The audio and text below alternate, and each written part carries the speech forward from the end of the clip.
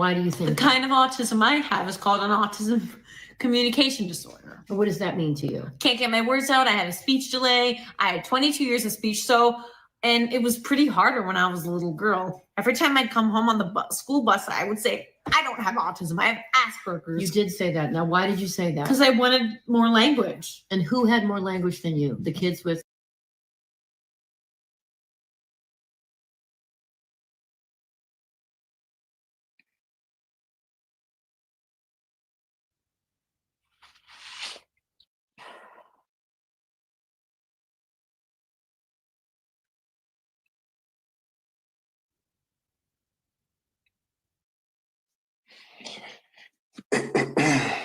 What's good? What's good?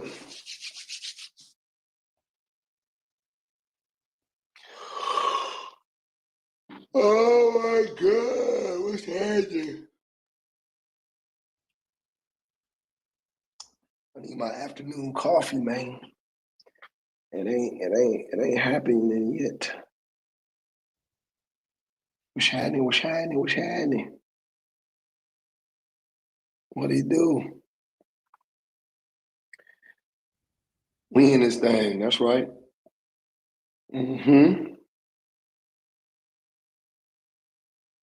Happy Friday, everybody. Happy Friday, y'all.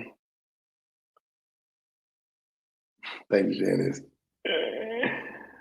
Thank you. I think the problem, we got to talk about it. I'll be just sitting back observing shit, and I'm like, am I hearing this shit right? Yep, you heard it right, brother. You heard it right.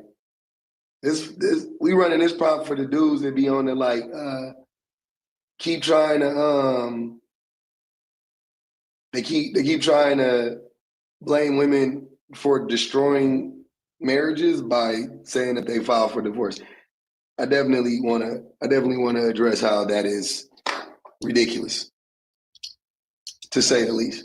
So it's an asinine take, as people like to say. It don't make sense, but definitely let's like up the live, all that stuff. Share it if you want to. You know, let's get into it though. I hope everybody's having a great day. Probably is it wrong, but do you mean men destroy most for this time? What?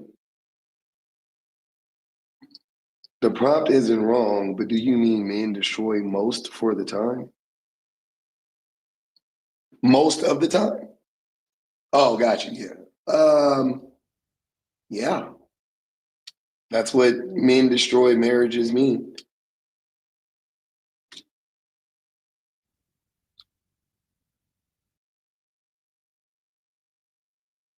That's what it means.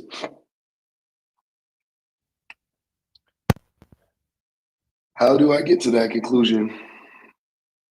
You could come up and have the conversation if you like. I don't like. The queue is open. We just started. There's nobody up here, brother. Come on up.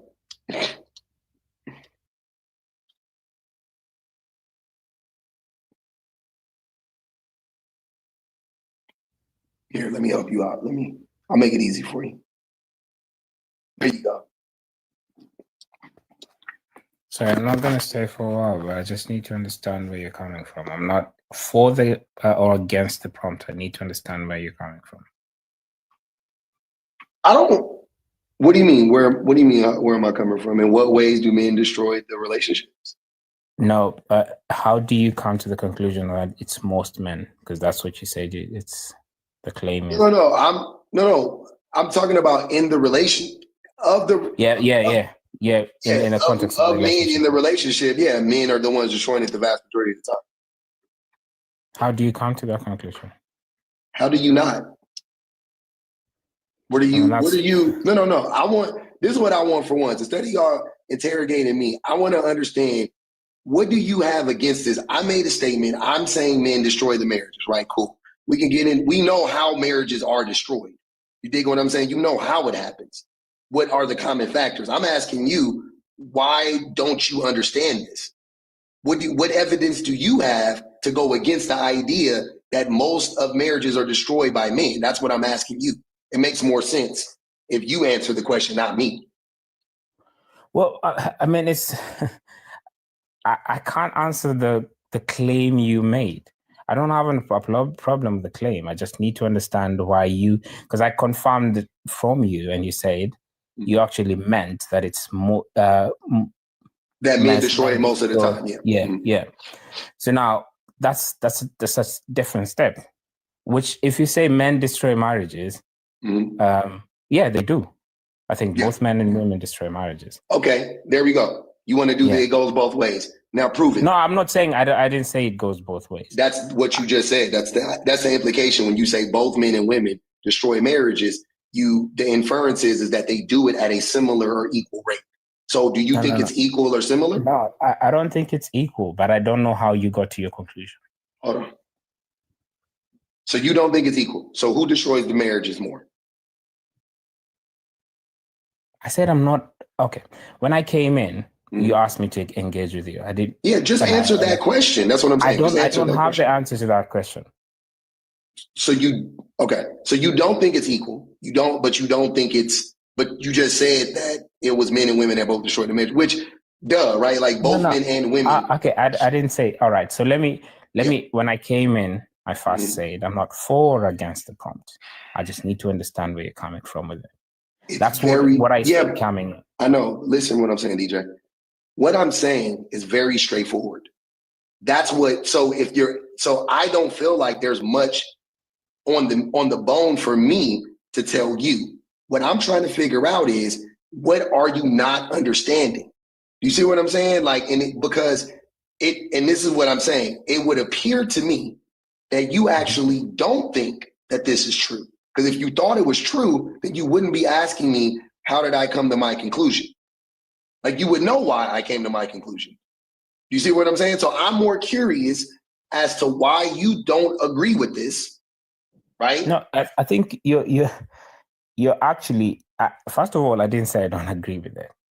I can say my words, and I can say it clearly, meaning I said I'm not for or against it. I came in and I asked you a clarification thing. Mm-hmm. All right. I told you, you asked me to come up. My conversation was, and if you don't want to have that, that's fine. I'll respect your platform. My conversation was, you claim that it was most men. Yes. If you want to have that conversation, I'm happy to understand where you're coming from when you say that. If not, then I don't have. So you're asking again. This is simple. Men destroy the relationships. How do they destroy them? The majority of the time, they cheat, they beat, they neglect, they financially abuse. Some combination of those things. They don't pay attention to the wives. They don't pay attention to the kids. They abandon the wives. Okay? Now we know how men do it. Yeah, that's a list. I didn't ask. All right. I don't know what you're asking me. I'm not saying men cannot do bad things. You're giving me a list of what bad things men can do in a relationship. That doesn't mean that most men do it. It just means that those are bad things that men can do in a relationship. Oh, you're asking me this is for the failed relationships, brother.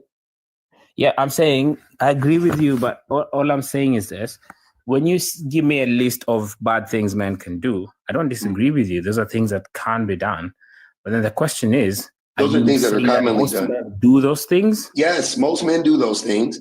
But more importantly, this is about the relationships being destroyed and who destroys them, right? So it really isn't even necessarily about men who aren't destroying their relationship per se, right? Like let's remove the good guys from the conversation for right now. Let's just talk about if and when the relationship comes to an end, who is the primary cause of that? And it is men overwhelmingly, right? And then I gave you the reasons. That's your claim. Some examples. Yeah. Sorry. Yeah. By every single study ever done on this, when you talk about rates of abuse, when you talk about reasons why the women, also the fact that 70% or 68% of divorces are filed by women, that proves that they are the ones that are being harmed, because why would the person that isn't being harmed file for the divorce at such a high rate? It doesn't mean it never happens, but I'm saying, like, in general, we can safely assume that the reasons why the reasons why a woman is filing for divorce is because she's being harmed by the man, and it's happening 70%. I don't think of the that's time. the right assumption, but I understand how you get to it. Okay, then that's what I want to know from you. Logically, what other conclusion can you come to? Without data, just me and you having a conversation. Yeah. Why women could file for divorces? It is actually proven that women get bored in relationships faster than men. Hold on, wait, go back. That's not what I'm asking you. What I'm asking you is, I'm saying I don't have the data, so I'm going to source from places where I understand, to try and infer. But then you're bringing up data, though. Yeah, but it's not directly, so I can infer from other data to kind of make a conclusion. Women get bored faster in relationships doesn't mean that women boredom. I can walk. I mean, I could. Like I said, it's not a direct correlation. I'm just looking. Okay. Yeah. So I want direct correlations, because everything that I gave was direct. So what I want you to do. You inferred that just because women are the ones who. No, I didn't. Getting. No, I didn't. I talked about cheating. I talked about infidelity. I talked about IPV. These are direct reasons why women get divorces that are overwhelmingly proven that men do this exponentially more than women in relationships.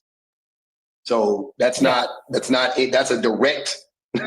See what I'm saying? Like, I don't have to. You have to make after you say that women get bored in relationships, which is a vague statement. How does that lead to a divorce? You see what I'm saying? Women can be bored and stay in a relationship, because I think they do all the time. Men are boring. You know what I'm saying? Men are boring. Like, I can believe that. That makes perfect sense. That doesn't mean that they're divorcing their men, though, simply because they're bored. I didn't finish.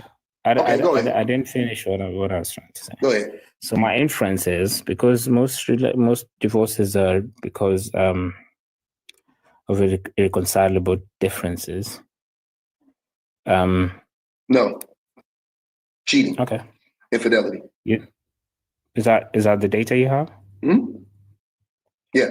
And that statement is a vague, again, irreconcilable differences is a vague statement. It doesn't mean anything. But it's not a reason. Yeah, it's a reason given for people. When people are filing for divorces, that's where we get the data. They say it's irreconcilable differences, isn't it? Again, that's not a reason. That's the reason they give. I understand. Me and you understand that that's not a direct. Okay, so let's remove that. That's what they give. Yeah. So let's remove that from the conversation, because that doesn't. But we can't reach a conclusion without. So how do you then get to your point of cheating? Where do you get that then? From the same studies say that. What are you talking about? Men cheat more than women in marriages. They like 35% of men cheat, and like 25 or 28% of women cheat. Men cheat more than women. IPV rates. Men commit IPV more than women do. Exponentially more. Men abuse the children more than women do. Men neglect like every single metric. That's what I'm saying. Like, you are like, the thing is that, and I'm getting I'll be honest with you. It's a little frustrating, because you're being completely disingenuous, right? You conveniently can bring up some random study about how women get more bored in relationships, but you don't know that men cheat more than women. You don't know men beat more than women. You don't know that men financially abuse more than women. But you know that one thing. Like, that's the study. I haven't. It's funny. You've been speaking, and I've kept quiet. And in all these statements, I've not tried to go against them. You are doing it, though. You're just doing it. You're not doing it directly. That's my point. You're not doing it directly. That's the part that's frustrating. You're double talking. Just be honest. I hear exactly what you're saying. It's very hard for me to have a conversation with you when you have a conclusion before I speak. That's gaslighting. I don't have a conclusion before you speak. I'm coming to the conclusion. I haven't spoken, so you're saying speaking. I'm doing something, I'm not speaking. Okay. So again, you asked me what makes me think this about men. I cited things that are directly connected to divorce. Directly. Not vague, not directly connected to divorce, right? Then I asked you, well, why do you, whatever you believe, what you believe in? And you said, the first thing you said, well, I don't know the numbers. You keep playing, you don't know the numbers. Then the first thing you did was say, well, studies do prove that women get more bored in marriages. And I was like, so? Which to me, again, this is what people do. I don't know if you know this is how humans interact with one another. I can deduce, I can infer, I can assume whatever that is logical to do in a conversation. So it would seem to me that you disagree with what I'm saying, because you literally disagreed. You said, well, I don't agree with that. When I said that men are the number one cause of the reason why, you said I disagree. And I said, okay, you disagree. Tell me why. I didn't say that. I didn't disagree. You literally said you did. See, now that's cap. You literally said verbatim. First thing I said when I came in is not when you first came in, DJ. Not when you first came in. Okay. See, when I asked you the question, logically, how can you refute what I'm saying? You said that's when you brought up the study on the women. If you can allow me to get a point across, then that's fine. Sounds like, I'll be honest, I'm trying to have a conversation. I agree with you. We can have, all right. So you can say that this list of things are bad things that men do. I don't disagree with you. All right. But that list of things can also be that it's a small minority of people who are doing it within men. That's not even the discussion. That's what I keep saying. You missed. That's what I mean. Like, you are literally not listening to me. Literally. You know how I know? Because I already said. Have you listened? It's fine. Have you listened and understood? Could you still man what I'm saying? What I'm trying to say? I know everything you're trying to say. What you're saying is irrelevant. Just say it back to me. To my discussion. DJ, I already did this. That's why it's so weird. It's crazy to have, this is why you can't have a conversation with somebody like me, because I'm listening and I'm being honest and you're not. So I'm going to tell you one more time. I'm going to tell you one more time what's happening. This is talking about the marriages that are being destroyed. It's saying that the majority of the time they're being destroyed by men. I literally said 5 minutes ago, get rid of the healthy marriages and the good guys. Let's ignore them. Let's not talk about them. They're right now, we're going to put them to the back burner and let's focus on the marriages that are destroyed or are being destroyed, right? The statement you just made is about all marriages. You want to bring them in the fold because you say, oh, how do we know that most men are doing this? I just said, I'm not going to assume most men are doing it, even though I know most men are doing it. I'm not going to even have that conversation with you right now. Cool. Can we just talk about the marriages that are destroyed and are being destroyed? That's what I said 5 minutes. I agree with you. I'm saying, I hear what you're saying. I'm saying this, that I'll give you an example. Cheating does not necessarily lead to divorces in most cases. Okay. Do you disagree or agree? That is irrelevant. That's not that has nothing to do with what we're saying. It's, again, when the relationships end, the number one reason they end is because of infidelity. No, that might be the second or the third. Bro, I don't even care. Second or third, it's irrelevant. That's the point, though. The point isn't that every single time a man cheats or every single time a woman cheats, the relationship ends. The point is, when relationships do end, number one, number two, number three, whatever you want to call it, a huge factor is infidelity. A huge reason is infidelity. That's all I'm saying. And I don't disagree with that, but I'm saying you said the most. And most of the time, it is men who commit infidelity. What is the disagreement?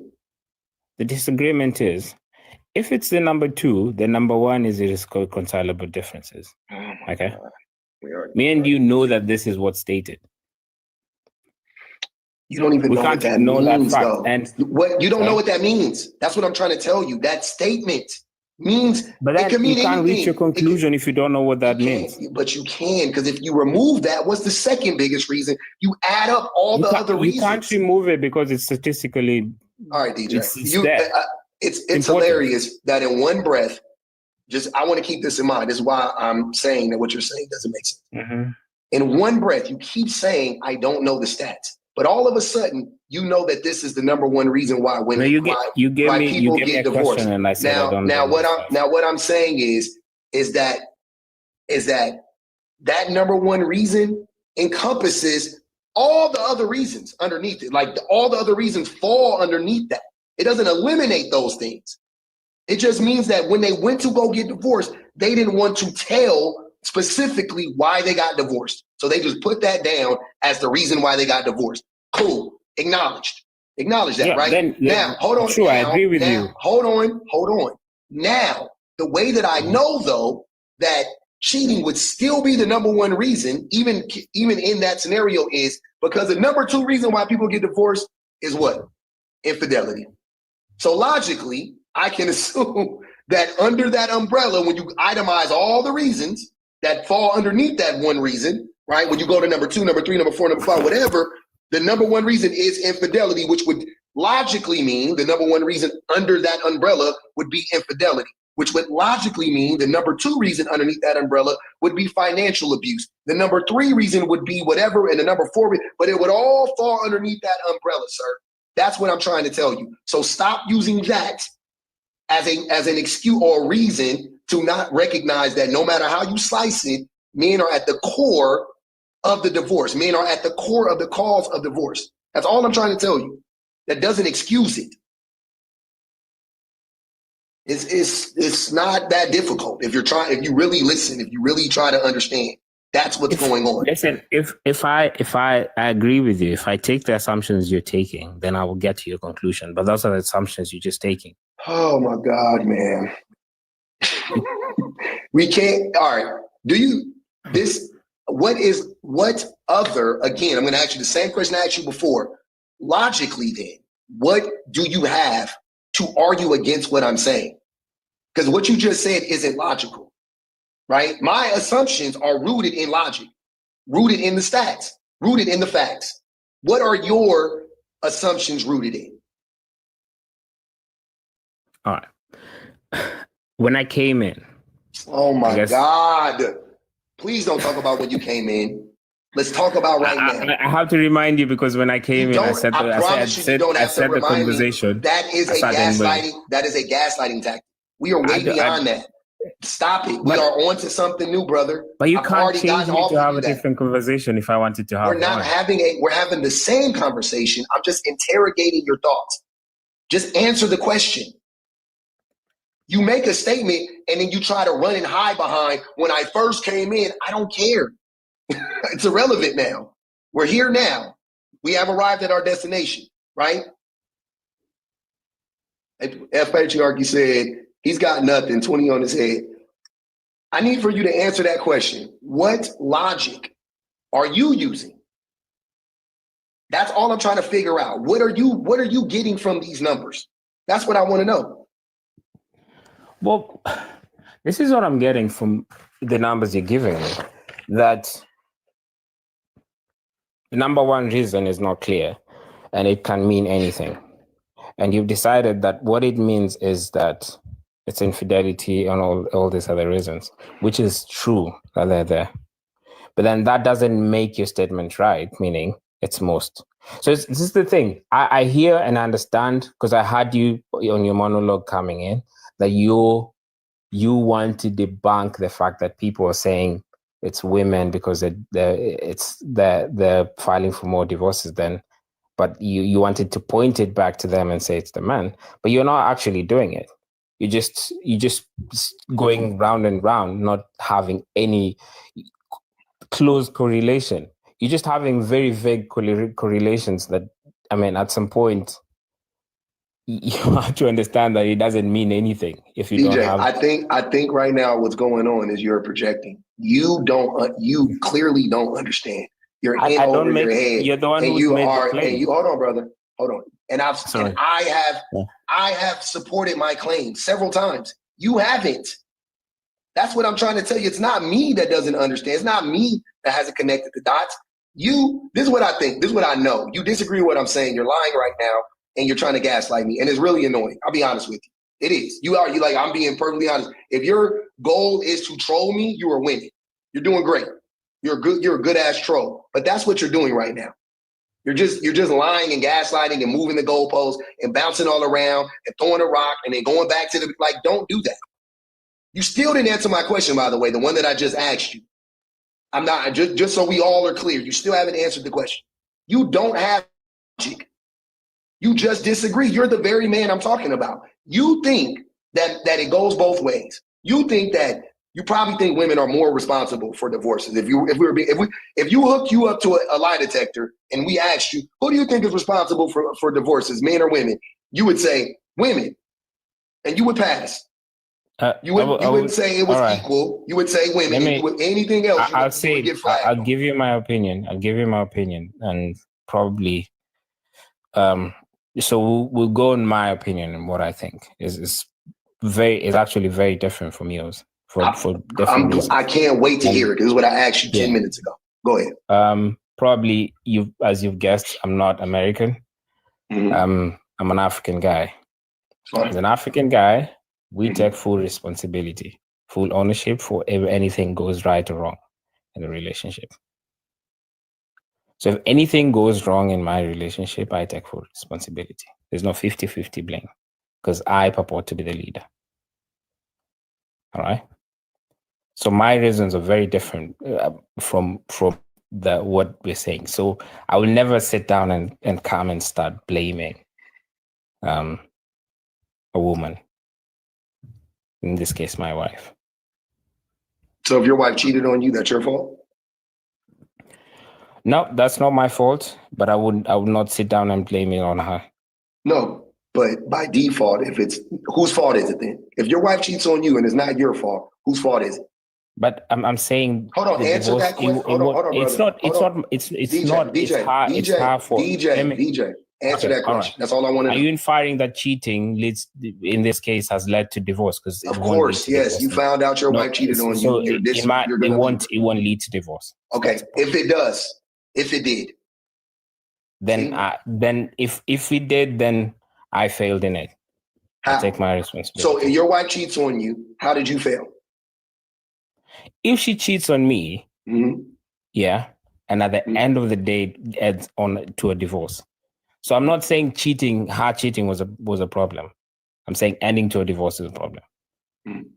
So your wife could cheat on you and you still wouldn't divorce her? He couldn't. No, exactly. Okay. Yeah. Yeah. What would you divorce a woman for?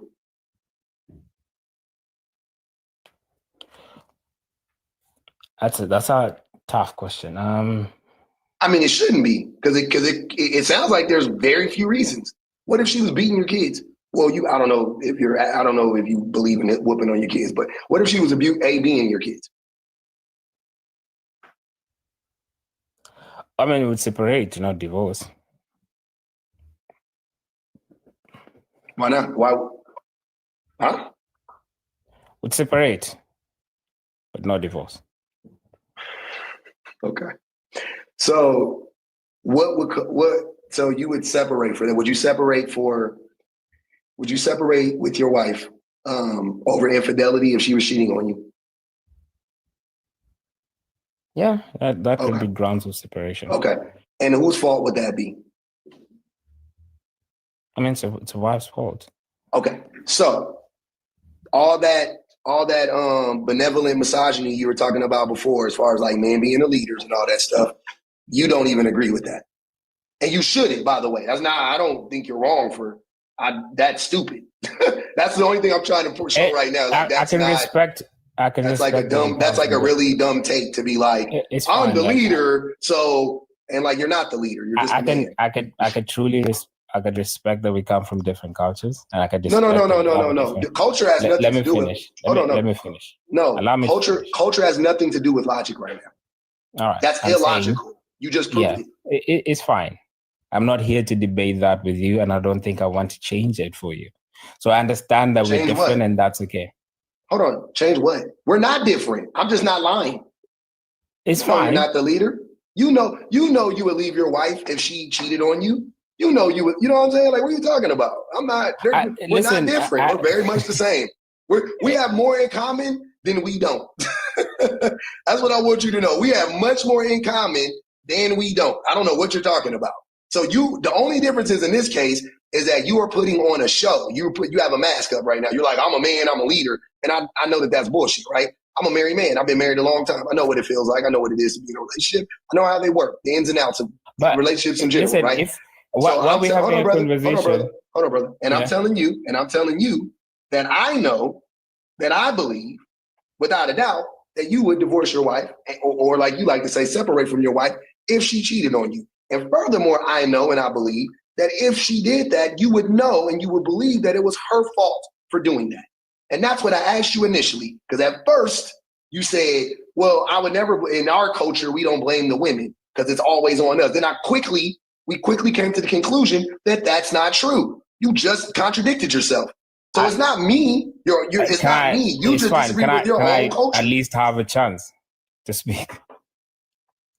It sounds like, I'll be honest, you're taking a bit of what I'm saying and you're just running with it. Okay. If we're here to have a conversation and understand different perspectives, yeah. You keep doing that's fine. It doesn't seem like DJ. You waste so much time. Listen, I haven't said a sentence. I haven't even finished the sentence. DJ, just talk. Allow me to even finish a sentence. I will, but you have to talk about what we're talking about. This isn't it, so I'm going to interrupt you because I don't care. Okay. That's what I'm saying. Go talk about what we're talking about. What was I saying that wasn't about what we're talking about? You're talking about. Are you serious?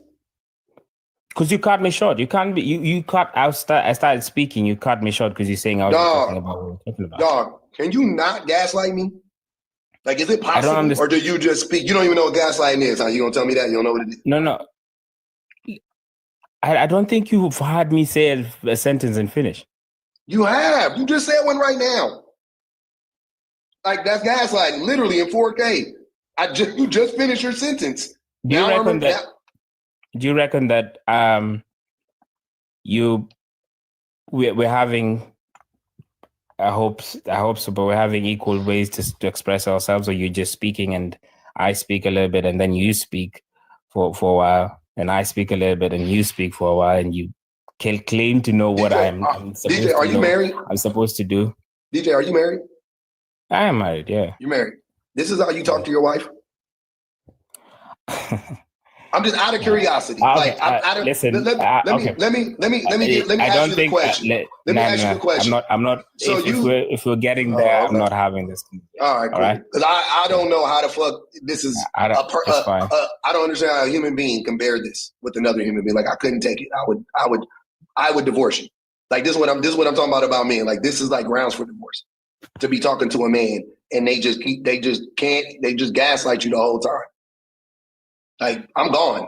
I couldn't do it. Like, I'm being honest. Like as a man, I'm so happy my wife don't got that shit. I couldn't do. I am gone. Like I'm out the door in 2 seconds. You do this shit to me probably one time. I'm not even gonna hold you. Like, one time, I'm leaving.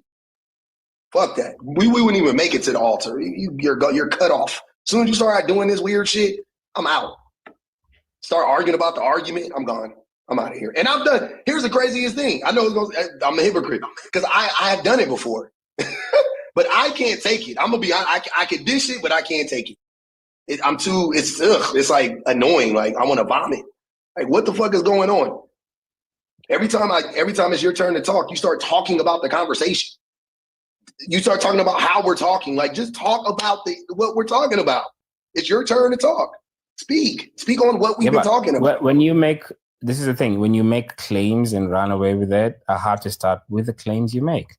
So when you say, I believe and I know you're wrong because X, Y, and Z, I'll start with that because you're making the claims that are wrong. So I'll have a conversation with you, but this is where you do it. This is what you do. You'll have a conversation with me. I'll say something. And then you claim to know what I'm supposed to say. You claim to know that I'm wrong because you know X, Y, and Z. I'll have to address that. If I start addressing it, to you, that's not right. You make the claims that are not even related to this. If I say this is what I'm in my culture and this is what I'm going to do, if you believe it's not the right way and you claim to know, I'll come back and correct you because you don't know everything. Okay, now can you move on now that you got that out of your system and address what I said? I haven't addressed it. I was explaining what I was doing. So I started by addressing the claims you had. Now you're I going to haven't repeat addressed it your claims. clearly. Can you address it? Do whatever you want to do. Go. Yeah. Do it. First of all, you claim to know how my culture and we do things. How do you claim to know that? You told me. I told you and you said that I was wrong because you knew. No. Again. You said I was wrong because you knew. No.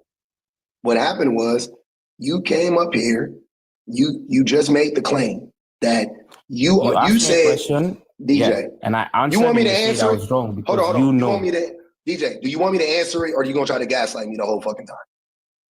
Because that's not what gaslighting. I'm just okay. I'm saying, okay. You asked me so the can question. I answer? So can I answer without you? Yeah, You don't know ahead. what you're talking about. Okay. So again, and I already answered this. You said in Africa, the man is the leader. Therefore, whatever happens in the relationship, we take accountability for it. I'm never going to blame a woman. And then I asked you 2 seconds after that, so if your wife cheats on you, whose fault is that? Fast forward to the end of that, you agreed that it would be your wife's fault, which would contradict you saying you wouldn't blame a woman. That is literally you blaming a woman, and rightfully so. You have the right to blame her because she cheated on you. That's the point. So that's what I was saying. You were contradicting yourself. All right. Okay. I'll clarify because this was about divorce, wasn't it? And you asked me, are you going to divorce your woman? I said no.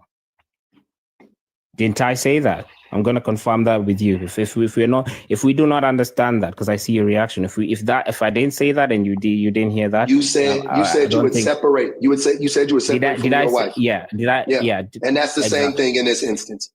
You would leave your wife.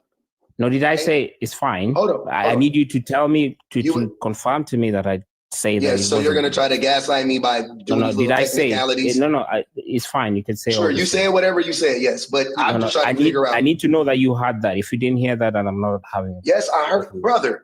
My memory is better than yours in this, because I listen and I follow what you're saying. You're not listening. Yeah, it's fine. Then remind me that I confirm that I say. Yes, I know. I'm not divorcing. I'm separating. Is that yes or no? Yes. What's the difference? Like, that's what I'm trying to figure out. What is the difference? What is the relevancy?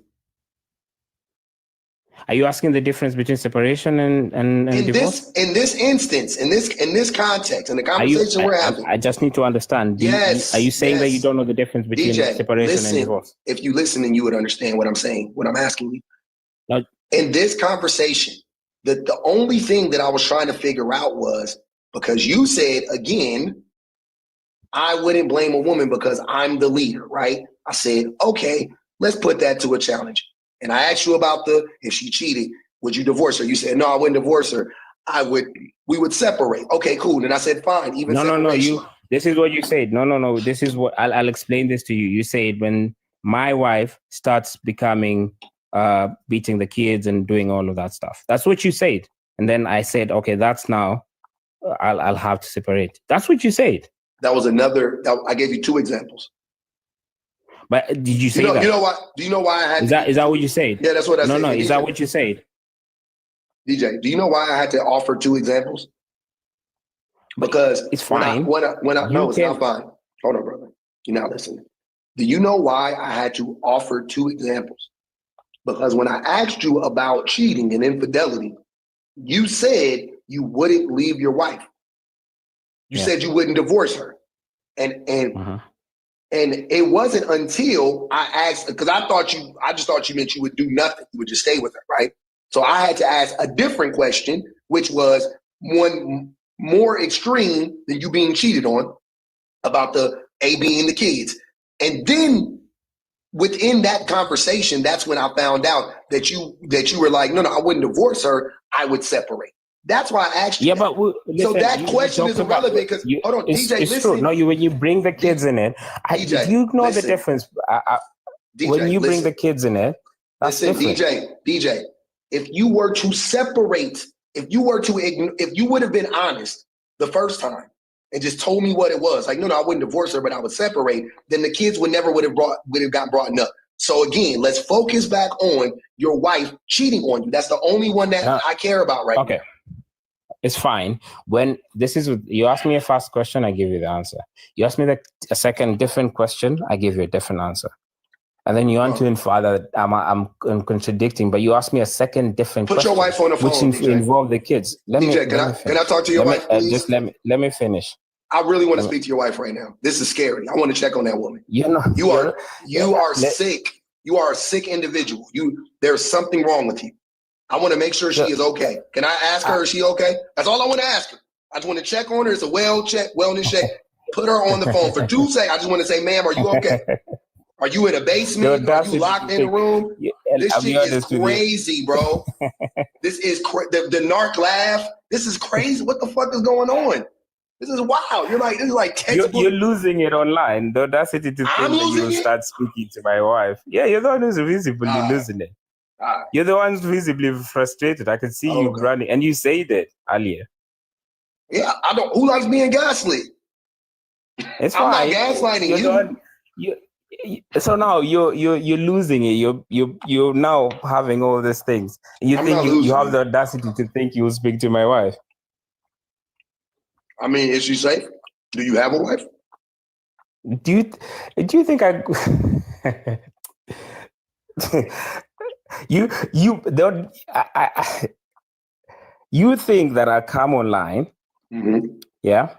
meet you, see you're here, and then you ask me to go and grab my wife, to put her on the phone so that you can interrogate her and see if she's fine. I don't want to interrogate her. I just want to ask her if she's fine. You think that makes sense in your head? So I can ask you, go and grab your wife. Go and grab your wife and bring her here. Make it make sense. I mean, you want to do the I'm rubber, you're glue bullshit, fine. I don't care, but I'll bring my wife in here. So what? Bring your wife in here. Let's do it. Let's go wife for wife. That's a childish game. I'm not going to do it, bro. Oh, now you don't want to play.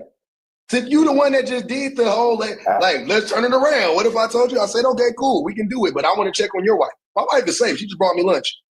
She literally just brought me lunch while we were online. She just walked out the room. It's good. If I'm not, it's fine. Listen, this is not going anywhere. I really appreciate the chance. Mm-hmm. I'm not gonna have that conversation. I have boundaries. Mm-hmm. I hope you do with use your things. The things I don't start having the conversations. I don't really have. I mean, I don't have that many boundaries when we come to these conversations. Because it doesn't, it's not, there's nothing, because I don't be lying about nothing. Like I really am who I am. Yourself, and I respect that. You know what I'm saying? Listen, man to man, you can have your boundaries and you live your life the way you want to live. I have my boundaries, and I'm, like I said, I'm not gonna cross the boundaries. Hey, brother, I'm not, no means no. Right? I get it. But all I'm saying is that at the end of the day, you have a problem. Clearly, you have a problem, and you don't only communicate with me like this. I know that. This is not the first time you communicated with a person like this. This is how you communicate, and how you are communicating is counterproductive and destructive, which goes to my prompt. You are the man that I'm talking about. But you're the one who's listen. You can't. I agree with you, but you can't be the one who's losing it, and now start. What makes you think I'm losing it? You said it. Sir, I'm not losing it. Am I yelling at you? What are you talking about? No, I'm not. I'm not fake laughing. You're being frustrated. You're the one who said it. Being frustrated is not losing it, sir. Do you not know the difference? Yeah. I can be frustrated. Yes, exactly. Just say that. Losing it means you lost control. So in this context, in this situation, what it would look like is if I were to become incoherent and belligerent, which I haven't done either. Being frustrated is just, I grow tired of you trying to gaslight me. Those are two completely different things. It's fine. Okay. You keep on saying gaslighting. Yeah. I'll be honest with you. In practice, I don't know what that means. I understand what the Yeah. explanation on the definition of it. I don't know what you keep on saying it, and it seems like we're not speaking the same language. We're not. I am speaking very, very poignantly, very clearly, very directly, very honestly. You are not. And you're trying to make it seem like you're the rational one, right? And I'm crazy. Textbook gaslighting. I'm not tripping. I'm not crazy. I hear everything you're saying. I understand everything. Hold on. I understand everything you're saying. See? Another gaslighting tactic. It's not verbatim. Have I called you crazy? You want to argue about every fucking little thing in an argument. But you're the one that's calling me crazy. But you're no, I didn't say. Hold on, wait. I said you have a problem. I said you're disturbed. So it's there's something wrong with you. There's something wrong with you. Good. It's the same thing. You're the one who's diagnosing me. I don't think you're crazy. I think you're a fucking narc.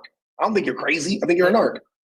I think you know crazy. You don't know the definition of crazy. Crazy means you don't know right from wrong. You know right from wrong. You are going out of your way to try to make me not know right from wrong or up from down. You're trying to make me crazy or insinuate that I'm crazy or make me doubt myself by gaslighting me. You know right from wrong. You know what you're saying is bullshit. You know you don't have any logic or stats or fact. You know you don't. You know it. I know everybody else knows it, right? That's what I'm saying. But instead of you just conceding, I agree with you. If you have a logic and someone is testing your logic, which is what I was asking you, just to understand where you're coming from, you stand on your logic. It needs to be full circle. Yeah, I did it already. You haven't. I haven't contradicted myself one time. You have. Not me. My logic is linear. My logic has made sense. I haven't had to go back and be like, that's not what I meant. And da, da, da, da, da. I don't have to do that. That's you. Because your logic is circular. You don't make sense. You know it. The difference is you're used to talking to people who don't challenge you on your logic. Like your wife probably. And that's why you're married to her. That's the only reason I got Brother, I told you about I don't want to have a conversation and bring my family or other people into this. If you cannot have that conversation without having to stoop to that level, then you said no means no. Just leave my wife out of this. What do you mean no means no meaning I'm not gonna ask you to bring your wife in here. But I can say whatever the hell I want to say about you and your wife though. And that's not I'm not infringing on your boundaries. I don't care if you get triggered by it. That's not my fault. I didn't do that. You did that. Biku said, on behalf of myself and during conversations like this with my own husband for over 13 years, please drop this man. He just left, y'all. When I started to bring up the fact that he be doing this to his wife, he want to run. Why? Why are you so scared?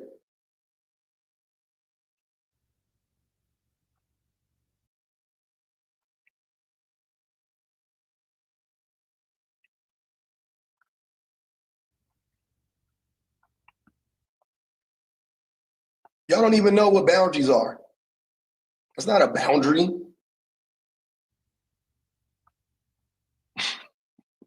If I say I believe you do this to your wife, you don't get to set a boundary to where I can't say that to you. Like, what the fuck are you talking about? I'll say that shit all day. You got a wife and you talk to a stranger like this, I'm 100% sure you talk to your wife like this.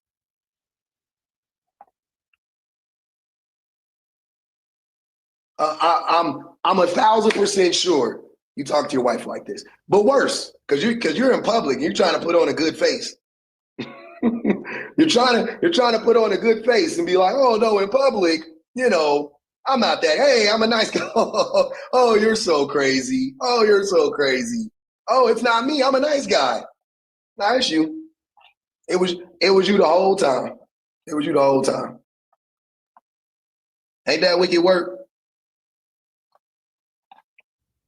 They complain. They say I don't let them talk.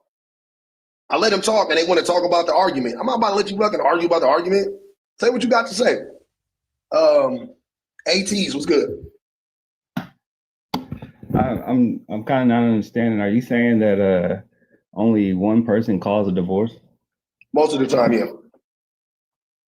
It only takes one person to ruin a relationship. I don't. But there's two people in a relationship. That doesn't. That's even make relevant. sense. We How talking doesn't that about- make sense? Are we talking? If one person beats up another person in a relationship, did both parties in the relationship, or did the one person who beat up the person in the relationship? What do you mean by beating up? What do I mean by beating up? Because I feel like you're oversimplifying the divorce right now, especially the culture that we're living in right now. I'm really not oversimplifying divorce. ATs, are you married? No, I'm not anymore. Okay. You're not married anymore. Okay. So, you know, which if you were married, then you know that, or even if you've been in a relationship, you know that it only takes one person to cause the, you know what I'm saying? Like to be the cause of the, you know, the ending of the relationship, right? You don't need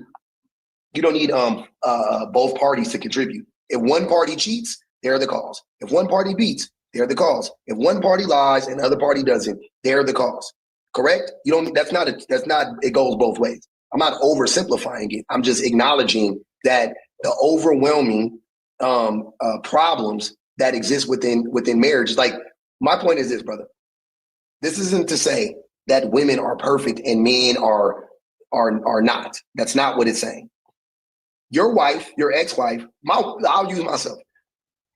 My wife could get on my nerves. My wife said something to me 3 days ago. It annoyed the hell out of me. But I wasn't thinking about getting divorced. She didn't do anything that led to me wanting to divorce her, right? She did something or didn't do something and it annoyed the hell out of me. And I don't like it but it's not grounds for, in my mind, I'm saying it's not grounds for divorce, right? But so what I'm saying is if I cheated though, you don't get to say, well, she annoyed me sometimes, therefore she contributed to, you know what I'm saying, to us getting divorced because, you know, not because, but I cheated, right? Like I cheated and she said some annoying things to me. That's not the same thing. That's what I'm saying. So it's not about women are perfect and men aren't. It's just about when you get divorced, in the vast majority of cases, there is usually, overwhelmingly, a reason for that happening. Even if, here, listen to what I'm saying. Even if it wasn't, let's remove infidelity, right? I'll give you like 3 things because I literally just got done making a video. The man is selfish, meaning he, financially irresponsible. So it would tie into like financial abuse. He's selfish, right? You guys only make a certain amount of money. He wants to go gallivant and go on trips, and he wants to buy expensive gifts and things and stuff like that when you guys can't afford it. So you know what I'm saying? So he's putting you guys in a hole financially. Gambling, buying video, whatever it is, right? He's harming you guys financially because he's being selfish, right? That same man also isn't showing up for his kids. He's not helping his partner out with the child rearing duties. He's not cooking enough. He's not cleaning enough. He's not helping, you know what I mean? He's not talking to the kids enough. He's not picking the kids up from school. He's not taking the kids to practice enough. Those things, right? That very same man also, lastly, is neglecting his wife. He's neglecting his wife's emotions, her feelings. He's not talking to her. He only wants to bend her over at night and sleep with her, so on and so forth, right? That same man is doing those 3 things. Often, by the way, they're connected, right? The reason for those things happening, right, are usually tied to a character flaw in the man, right? So you can say that man is a narcissist. You dig what I'm saying? Now, you can break up those 3 reasons if you want to, and you can try to separate them, but they're all tied in to this character flaw in the man. But they are, the character flaw shows up 3 different ways or 4 different ways or 5 different ways. You dig what I'm saying? That's all I'm saying. It's like there may not be one reason. It may be 3 reasons, but they all come from the man. The things that you're getting divorced for all come from the man. And I'm not saying every single time, but I'm talking about in this case. You know what I mean? They all come from the man. That's what I'm saying. And that, go ahead, I'm listening. You're specifically talking about like the case that you're talking about, because in my world where like, because I'm military, right? And the most divorces that I'm around, it's nothing like that. It's absolutely nothing like that. It's she is unhappy with the situation and that's her fault. In my situation, and I don't like publicly discussing. Hold on, wait. Go back. She is unhappy with the situation. Absolutely. Let's unpack that. Who is she unhappy with? Her situation, like how No. That doesn't make sense. That doesn't make sense. That doesn't make, sir, you're ATs, you're contradicting yourself. You just said, I'm going to tell you that you just said there are two people in a relationship. One of them is unhappy. Right? Now, I'm guessing that the other person is probably a big contributing factor why one person is unhappy. Is that safe to assume? I think you're personally responsible for your. That's not true. That's not true. That's not true. Personally responsible for your happiness. That's goofy shit. That's some shit. That's goofy. That is a childlike approach to only thing that a relationship. Block somebody's happiness. If they're not living in their happiness, then how are you responsible for their happiness? If you're not doing anything to block their happiness, how are you responsible for their That's my point. They are blocking their happiness. What the hell? In your situation. Not in my situation. Logically, in the women's situation, the men are blocking the happiness. Because the women aren't blocking their own happiness. The kids ain't blocking it. The government ain't blocking it. It's the man that they're in the house with that's blocking their happiness. So what are you talking about? Like, yes, that's what's going on. No matter how much love, attention, and support you can give somebody, they can still be unhappy. In theory, I'm not arguing against that. I'm not saying that what you're saying unequivocally is false. It's not what I'm saying. I'm saying in most cases, though, their happiness is attached to your behavior. The man in the relationship, the woman's happiness, the woman's safety, everything, the woman's comfortability is attached to the man and vice versa. That's what a relationship is. Do you know what a relationship is? Huh? But if they're not happy within themselves, sir, you're just you can do that. I'm not talking about my situation. Okay, that's not my situation. I don't want it. Hold on. 80s. My situation is 80s. Hold on. Before we go down this path, because y'all do this every day, just so we're clear, this prompt is not about you, because I don't know who the hell you are. So me personally, I don't care about your situation specifically. And you don't want me to start interrogating you about your situation. Let's not do that. Let's just talk about men and women in general. Is that fair? That's for both you and me. I feel like that's fair.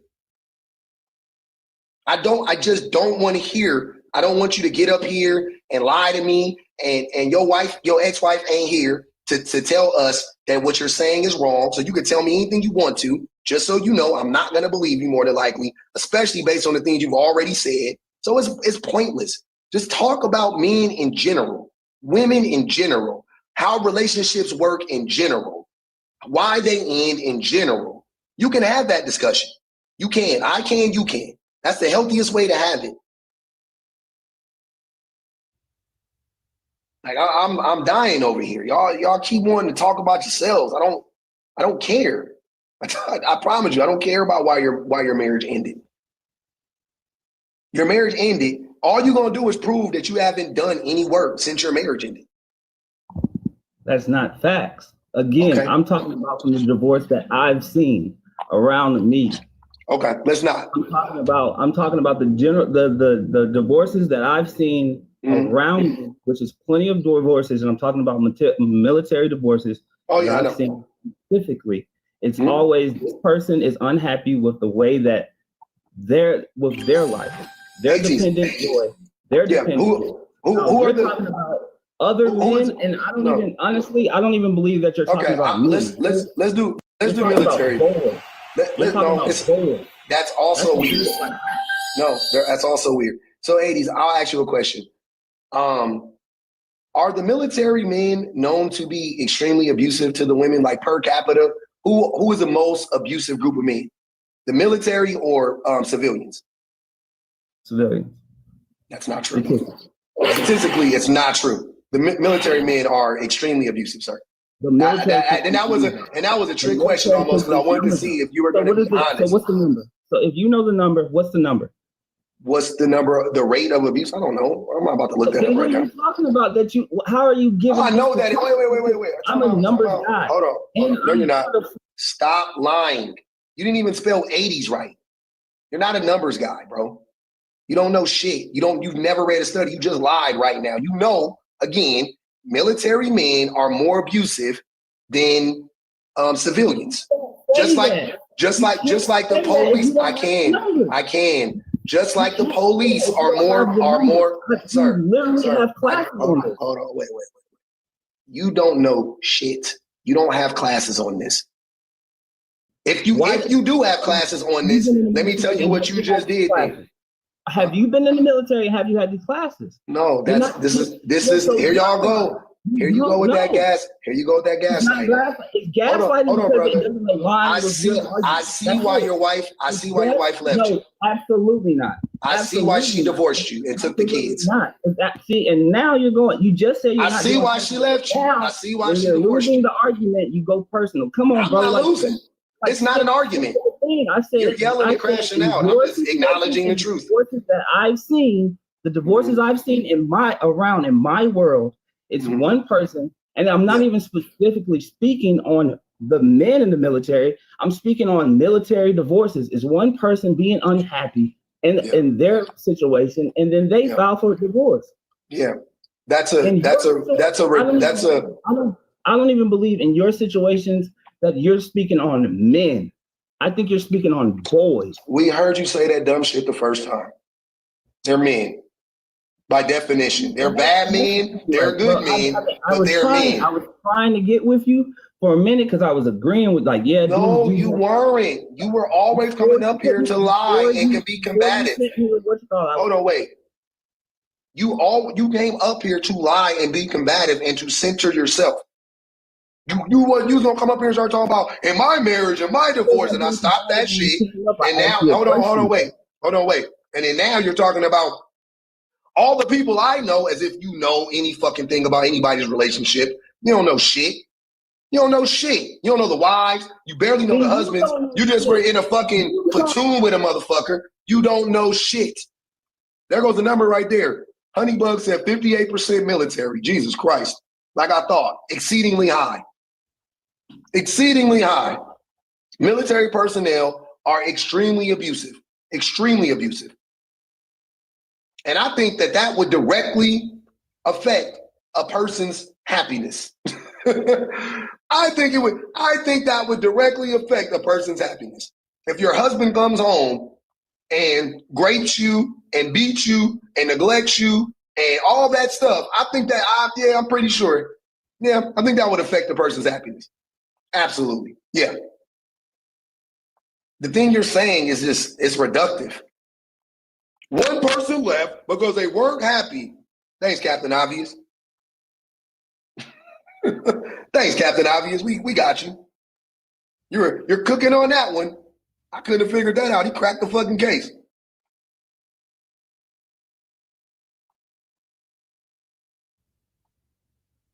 Now, were you one of those men? Maybe, maybe not. I don't know.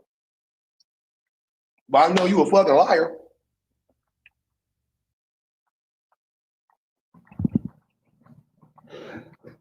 You can't say I'm a liar if I'm telling you exactly from my experiences, right? Because it doesn't line up with your thought. It is not lying. Why do you think I'm calling you a liar? You think that's why I'm calling you a liar? I'm not agreeing with you. Nope, that's not why. I'm calling you a liar because you're lying. No, I'm not lying. That's crazy. Who are you for me to lie to? Like, who are you for me? I don't know. I'm always shocked. Hold on, Andy. Again. I'm always shocked when you guys come up here lying to me. I'm just as shocked as you are. Because I don't think I'm any fucking body, but here you go lying. So here's my question. Hold on. Here's my question. What I'm asking you is, when I asked you, is the military personnel more abusive or less abusive than civilians? And you said the military. You said the civilians. And you said you got classes on this. All I want to know is did you learn that from those classes in the military? That's what I want to know. And if you did, what did they show you in those classes? It's a third-party entity that gives us these courses, and they say military, period. They're not speaking specifically on men. What are you talking about? That doesn't answer my question. The hell are you talking about? Really, bro, because you're not listening. I don't know. I am listening. You're fucking trying to lie. I came up to ask. Now you moving the goalpost, you fucking liar. Stop lying. Don't move the goalpost. We're stuck right here until we move. We're stuck right here until you answer that question. See? I answered it like you didn't answer. That wasn't the answer. Again, I'll ask you one more time. The reason why I'm calling you a liar is because I asked you a direct, and you're lying about it again, by the way, but I asked you a direct question. I said, hey, you said that military personnel is less likely to AB than civilians per capita, right?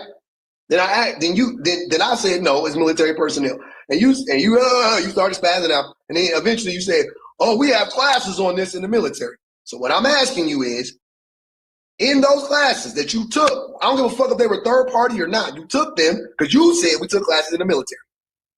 Those classes that you took in the military, what I want to know is, did they tell you that military personnel is less likely to AB than civilians? And if they did, I want to know what source did they cite when they said that?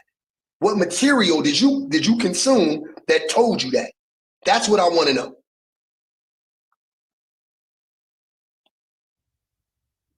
You know what? You didn't even tell me what material it was. Did you consume material? Or did somebody tell you that? That's all I want to know.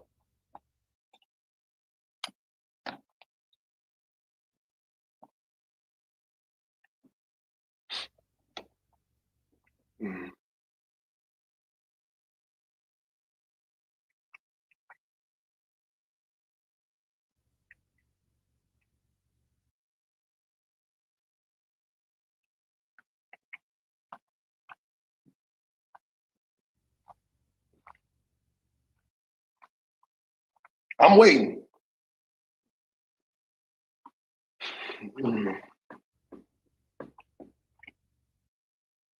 Hold on, maybe you don't know.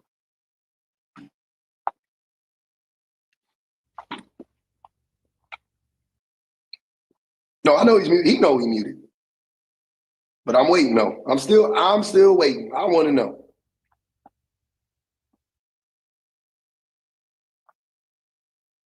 But I'm gonna call a liar every single fucking time. I don't think you're a liar because you disagree with me. That's a lie too. That's another lie you told. I don't think you're lying because you disagree with me. That's crazy.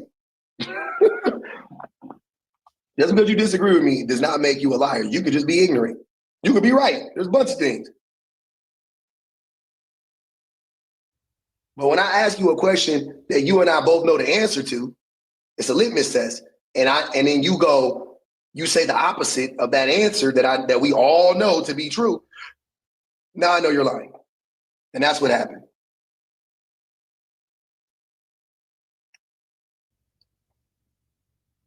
I also don't think you know anything about people's relationships. Personally. Hell, you haven't even reconciled your own relationship, your own divorce.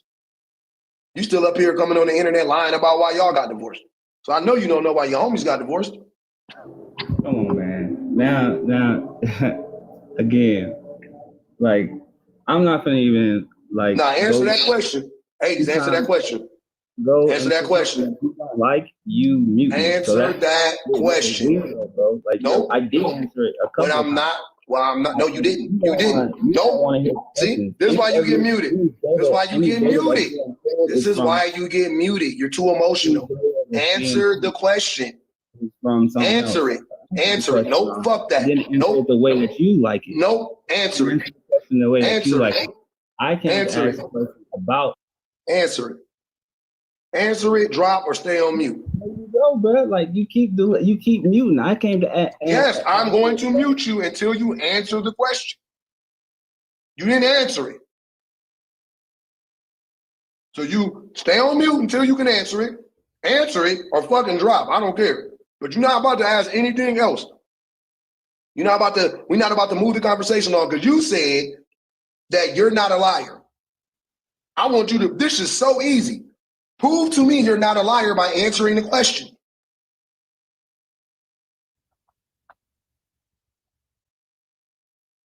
Prove to us that you're not a liar. Answer the question. Prove me wrong. Make me look stupid. This is your opportunity to shine.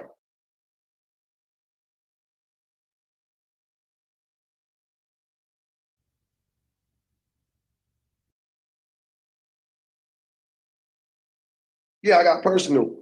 You deserved it. I'm gonna tell you, because your wife ain't here to tell you. I'm gonna tell you because your ex-wife ain't here to tell you.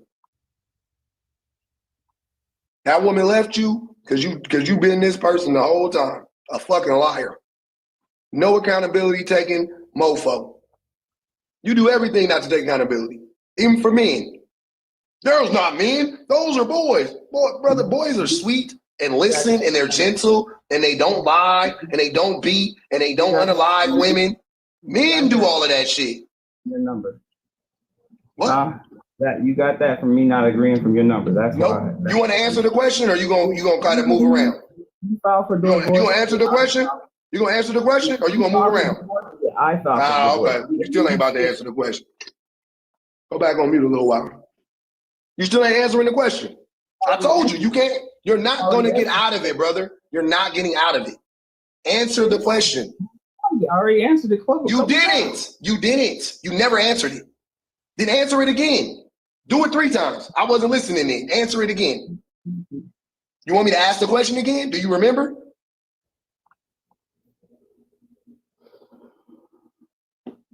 This is your time to answer it. It's perfect time. So you made a claim. Look, he went on mute. I don't even know how to get out of this. Oh, you want to drop here? I help you. Yeah, you're not gonna do it. I know it. I know. You thought I was just gonna ignore it? Nah, nigga. You was a liar. Like I said, you was a liar. Bruh, it's weird. You talking about yourself and your daddy.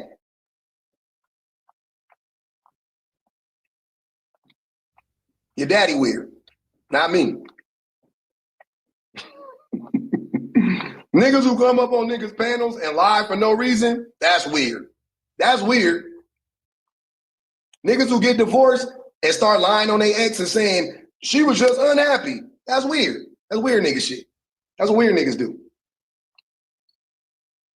I promise you, I ain't that nigga. If I did it, I didn't, this is what I did, this is what happened, blah, blah, blah, blah.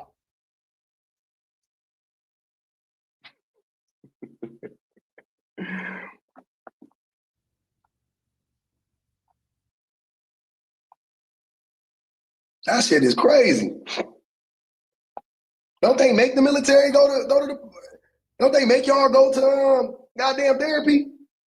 Look, y'all. If you're not understanding what happened, this man got up here and said, I asked. He was trying to make it seem like military men, the women that divorce military men, just be doing so just because, right? Like it's just because they unhappy. Osiris, if you got something to say, you most certainly can come up. You most certainly can come up, brother. Come on down. So,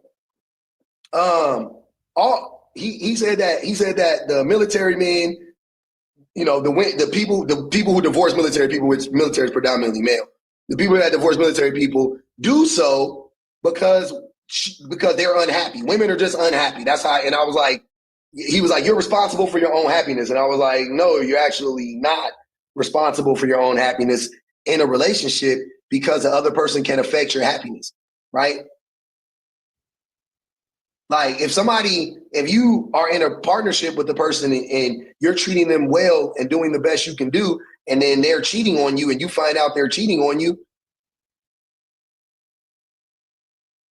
You know, that's a problem. That's a problem. They affect your happiness, and that's okay. That's all I was saying. It's not rocket science, y'all. It ain't rocket science. I promise you. What's this madness?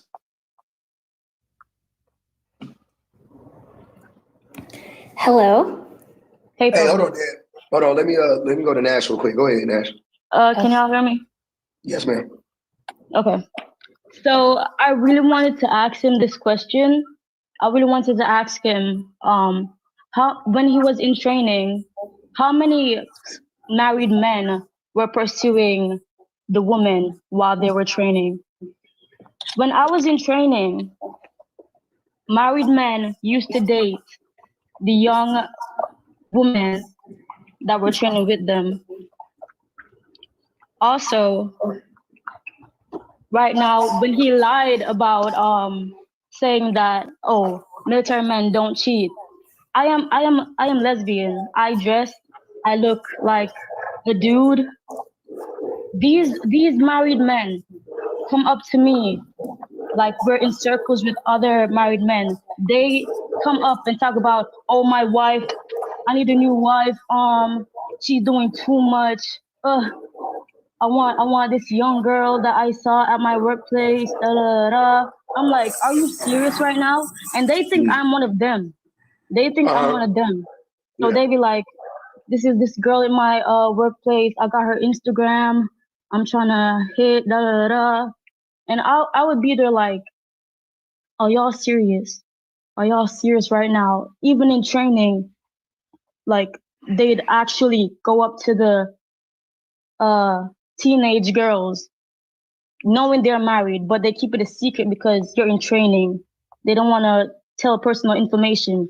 They get the trainee Instagram, and after that, they're like low key ready to like hit after training, ready to hit. So I know he's lying. From he said military men don't cheat. He's lying.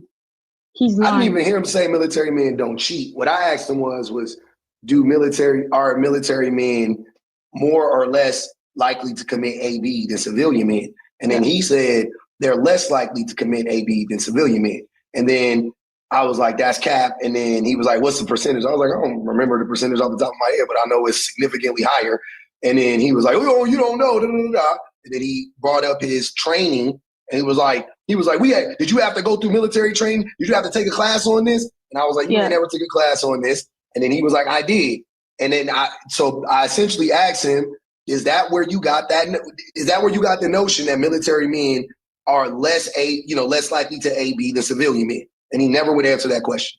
Funny thing is about that class, I have never went in a class, and when they have classes, they bring everyone in. I have never had a military class where they talk about cheating.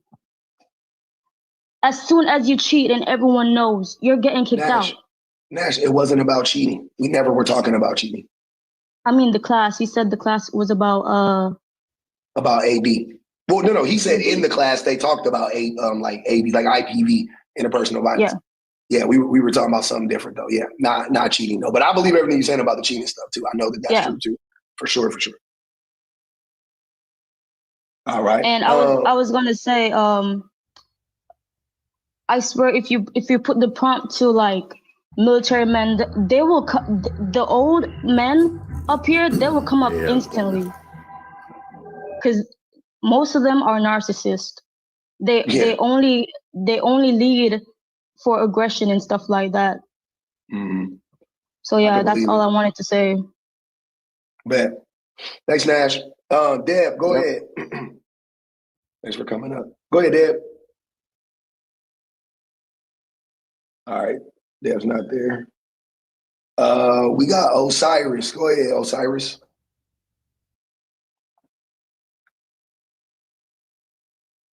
Your mic is muted.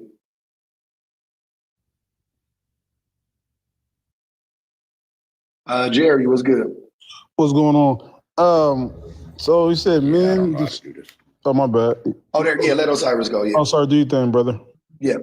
Yeah. No, I don't know how to do this and stuff. I've never done it before. But I was answering another lady's comment. I guess you thought I was talking. I didn't know what you were saying. But what was the, what was the comment? No. I didn't know what the question was. So when I saw what the guy was saying, because I'm military or I'm a veteran, and when we're talking about abuse and stuff like that, I've never had a class that said anything about one being more than the other. But I would say that being military, you might want to check that at the door if you do try it, because they will really seriously punish you for it. I don't think that. I don't think they will. I don't think they will. Yeah, I know. No, I don't think they will, because in the military, the rate of the women in the military that get AB and SA is exceedingly high. There's classes on that. The women in the military are taught to how to protect themselves against, like, there are literally classes, right? You know, where the women are taught how to protect themselves against the men in the military. So I have no doubt in my mind. There's nothing that you can tell me to make me believe that the military is punishing men for ABing their spouses and girlfriends and children and shit. There's not. There's not. I mean, not any more than. Have you ever been in the military? Why do I have to be in the military to know that?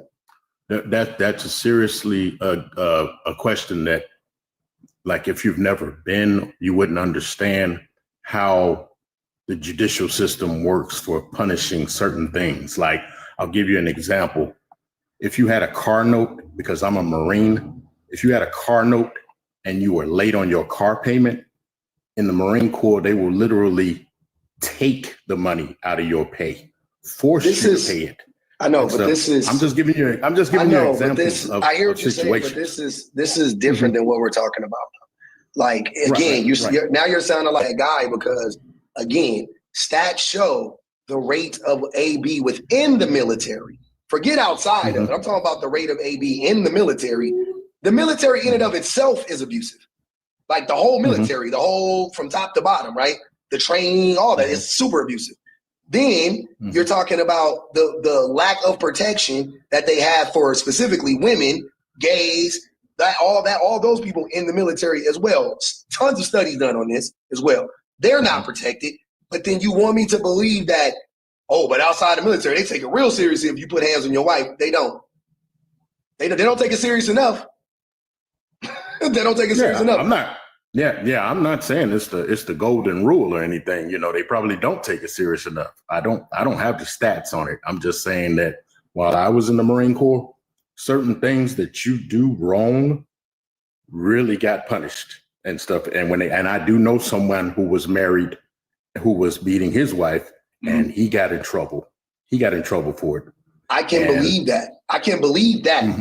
I'm not speaking in absolutes. I'm not saying like they never do. One of the craziest, like, Who the Bleep Did I Marry episodes I've ever watched was like the last one I watched. It was about a dude in the military, and he had married this woman, and they were together for a long time. They had kids. Everything was cool, right?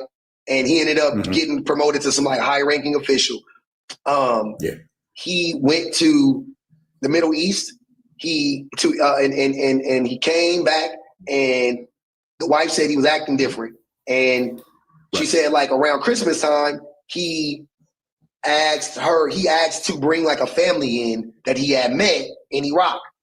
And she was like, yeah, crazy, right? He was like, he's a high ranking official. He was like, I don't know the ranking, but he ran a base. He was like the highest ranking official on a base. I don't know what that is. So anyways, long story short, he brought the family. It was a husband and wife, like a 19-ish, 20-year-old daughter and a kid. Long story short, he ended up getting exposed that he was sleeping with the girl, with the 20-year-old. The wife found out. Pretty much, she had to do like a bunch of stuff to get the military to punish him. And even when they punished him, they didn't punish him. Let me just go to they discovered everything. He did worse stuff. He was stealing money from the military. He was like giving the family money, and he was like, they were using like military phones and running up the bills and stuff like that, right? They didn't. All of that got swept under the rug, and he got like some 6-month sentence or something like that. He should have been serving a decade or whatever, something crazy. So yeah, the military we know it's all these patriarchal systems. They never punish they never punish people, right? Like if you are a part of the patriarchy, you won't be punished, and that's the military is no different. The military is the most patriarchal system. The military is. Let me repeat that. The military by far is the most patriarchal institution in the world globally. I'm not even just talking about the American military. I'm saying the military globally across the globe. When you just look at the numbers, it is by far the most patriarchal, most oppressive institution globally. So again, trying to sell me on the idea that the military is actually punishing its members, wicked work. It will never work. I know they're not. But it's not to say that they never do. That's not the conversation. Of course, I believe that they do. Yep, I believe you. I can believe that you knew somebody that got punished. Yep, I believe all of that. But do they do it as they should? Hell no. But I appreciate you, brother. Let me go on and get to Jerry real quick so we get to Deb in here. Go ahead, Jerry. It says men destroy marriages, women file for divorce.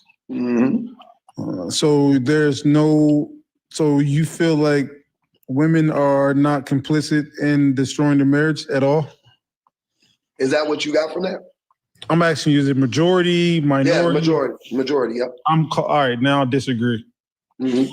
All right, so when you take a covenant, right, with somebody, right, it's for better or worse, right? Sickness and in health, right?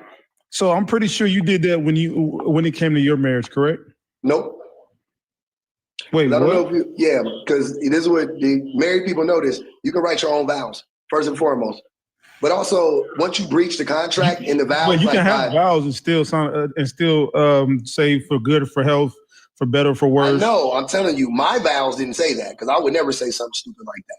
But okay, so the people, because majority of people who get married, especially Christians, they do. So you're exception to the rule. So based off that covenant, right? So let's say a man goes, he gets sick and a woman divorces him because of that. You feel like almost never happens. That almost never happens. I'm asking you, would she be in the wrong? Yes, she's in the wrong. Oh yeah, absolutely. Okay, what about if the finances is not like he's going through a hard time economically? Then what? You feel like it's her leaving? Is that a justification? It depends. It could be, yeah. How? What if he's not looking for based work? off that covenant? You can't do that. That's not what you, Jerry. What said for better or for worse? Hey, Jesus Christ.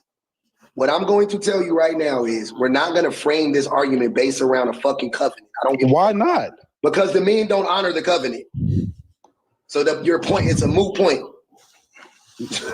You don't have covenant isn't real. I do. They're literal studies. So wait. So we're going off your premise and not the actual premise of I'm going on premise of fucking facts. You're going on a fucking covenant, which isn't a fact. That most Christians, when people get married, this is what they sign up for. Most men break the covenant.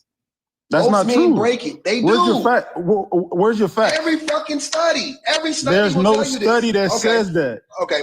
There's no study that tells you that the majority of men, that the majority of relationships end due to the infidelity of men, due to the abuse of men, physical, due to the emotional abuse of men. You're telling me that no studies prove this? Because every study proves this. What are you talking about? That is the breaking of the covenant. Just so you know.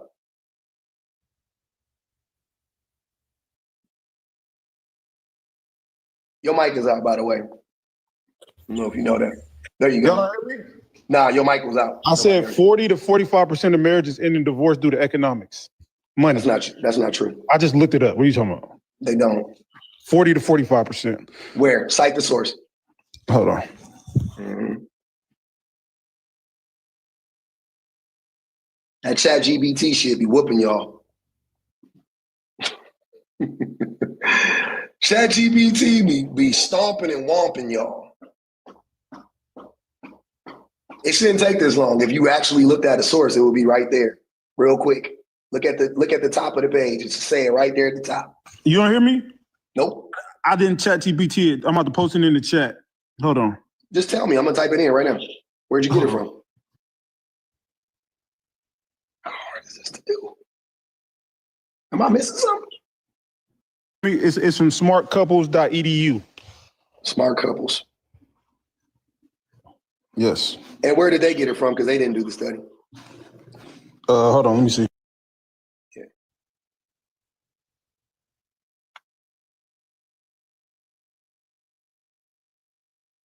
Smartcouples.edu. There's nothing coming up. Hold on. Yeah. Wait, let me can I share my screen? Yeah, you can share your screen. Absolutely.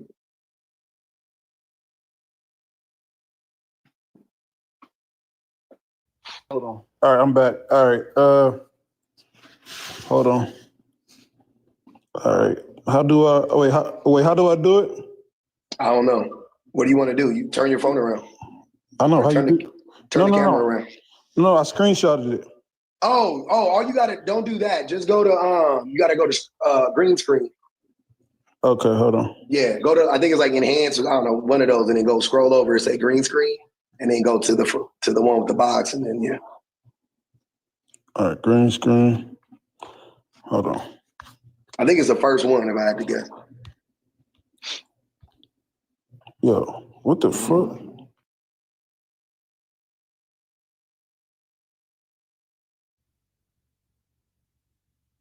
I ain't gonna lie. I don't know how to do this, brother. Hold on. Okay, don't worry, I'll do it. But my point is this: why are you not going off the premise of a covenant? Like, that's my point. Like, Because I don't care about a covenant. Wait. So you don't care about an agreement between two individuals that they agree on? That's a covenant. No, that's not what I'm saying. What I'm saying is that the person to break the covenant, right? The person to break, this is essentially what I'm speaking to be honest with you. I'm saying that men break the covenant when they abuse, when they lie, when they manipulate, when they cheat. They for broke the covenant. better or for worse. No, that's what I'm saying. That is the part you want to believe in, and that's for you to believe in. If you are in a relationship and your wife putting her hands and feet on you and your kids, and you believe that that for some stupid ass reason Most you should stay in that relationship. In domestic. Cutting me off is crazy while I'm talking. Cutting me off while I'm talking, mid-sentence, crazy word. I can't do that. My bad. Yeah. So if you want to stay in a relationship with a woman and she laying hands and feet on your kids and neglecting you and neglecting the house, and she using you and she's stealing money and she's cheating on you, and you gonna go back to, and she gonna bring up the covenant and say, for better or worse, you gotta stay with me. And you go, yeah, you a dummy. You're a dummy. You think that's gonna get you into heaven? It won't. I promise you, God don't care nothing about that. Now, see what you did is, now you made a valid point, but your point is based off an extreme example. That's not the majority of things that happen in relationships, right? So people are not divorcing based off domestic violence. The majority of divorces is based off financial reasons and men cheating, right? So if you want to make a case about, okay, she didn't sign up for cheating, right? That's fine, right? But how covenant works is, it's for work. So boring. You're not biblically principled, brother. That doesn't even make. You're having a hard time grasping this. Biblically principled is a phrase that nobody has ever uttered. That's stupid. I hate when you guys try to sound smart, and when you try hard is when you die hard. That's stupid. But I got to move around because you're not making a point no more. You don't have anything to say. You want to keep talking about a covenant. All right, I'm done with the covenant. All right, this is my last point for you. All right. Okay. My thing is, we can't see how partnership work is. When we're doing good, it's a we thing. When we're doing bad, it's a we thing. Don't wait until don't wait until we do bad and then you lack accountability. You want to just blame the man. That's what you're doing. You're doing a cop out. This is a team effort because a lot of women do things that lead to men cheating. Right? I'll give you an example. No. Can I give you an example? No, because there are studies done on this. Withholding sex is abusive. Withholding sex isn't abuse. Jerry, please be quiet. You don't know anything. That is abusive. What are you talking about? It's not abusive. Where? That's literally studies that show it's not where women withhold sex. Where? What studies? I have another study. Hold on. You didn't give me this one. Hold on. I'm gonna send it to your back channel right now. Hold on. You can't find this one. Go ahead, Deb. This shit is crazy. Talk about their study. You don't got the study. I just sent it to you Where? in your back channel. I can't look it up while I'm online. You don't know how live work? Bro, I Okay. just got over here like a month ago, bro. I can't get out the live to look at something on the back channel. Oh, okay. You Now, can just literally tell me what you typed in, and I can. now type I'm it in. saying this goes for both men and women, right? Men and women do this thing where they so if a man is withholding schmecks with their wife and because she's not doing Hold on, what wait. I didn't ask for all of that. I asked you for what study are you talking about? Because there's no. I as gave you far as the I know, first study about how 40% of the marriages, I sent you the study that 40 to 45% of marriages and you read. Hold on, wait. end in wait. divorce due to financial reasons. Yeah. You read that study right now? Yeah. No, you didn't. I mean, I didn't read the full study, but I read the part where it You says didn't read that study right now. So what did you type into your computer to find this? Is what I want to know. I just typed How did in you look it up? I just typed in, I went on Google and I typed in divorce rates. And then Reasons what for the divorce? reason? Yeah, reason for divorce. And then that was one of the studies that popped up. Okay. I sent it to you in the chat. Mhm. I can't, brother. I'm literally on a live. What do you expect me to do? Like, All you right. really expect me to stop and do what I'm doing and go to the chat? I can't. My do that bad, right bro. now. That's what I've My been trying bad. to tell you. Okay, go ahead.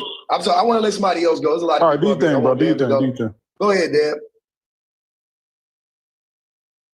Damn, Mike still messed up. ER, what's good with you? All right, Toaster. Oh, hello. Oh, there you go, Deb. Yep. Oh, I'm sorry. Hi, sorry. Oh, can you hear Go me? ahead. Yeah, go ahead, Deb. Okay, so the answer to that first guy's question, since I came in and joined, when you were asking him about what study or what did the military, what class was that? So I was in the military. I was in the Marines from 2016 to 2020.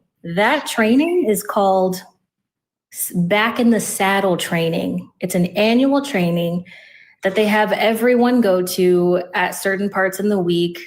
They go to this auditorium, they have speakers, they talk about statistics on sexual harassment, what the definition of those words are, they give scenarios, they do the whole thing. They have other parts of the training that they do, but I'm not here to defend him. I'm just letting you know that I don't know I don't know if he took an individual class or something, but as a Marine, I know that they do teach us about that, and they say, see something, say something. But I also want to speak to what I think Vash or Nash, the girl that came up here who was also a veteran. Yeah. So I can't tell you how many stories I have about how patriarchal the military is. I was unfortunately in a situation where I experienced SA, and I did the best I could to report it. They had a gunnery sergeant come in, snatch me. They were like, do you know this individual? I'm like, yes. They pulled me to the side. I was sat in an Oval Office, went through the whole thing. They reported it up the chain of command. They had the individual that was involved go to the sergeant major, who's at the top of the company, if I'm not mistaken. It's been a while.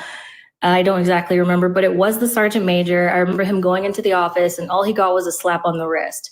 Because what the individual ended up telling me when he came out was that he was able to lie to the sergeant major and say, because he was married, that I was just a girl who had unrequited feelings and that I was just delusional, and because he was married, he was able to get away with it. Like, Sergeant Major, I'm married. She just wanted things with me. It was like, I had no voice. And on top of that, he started to tell me that people are talking about me, spreading all these rumors.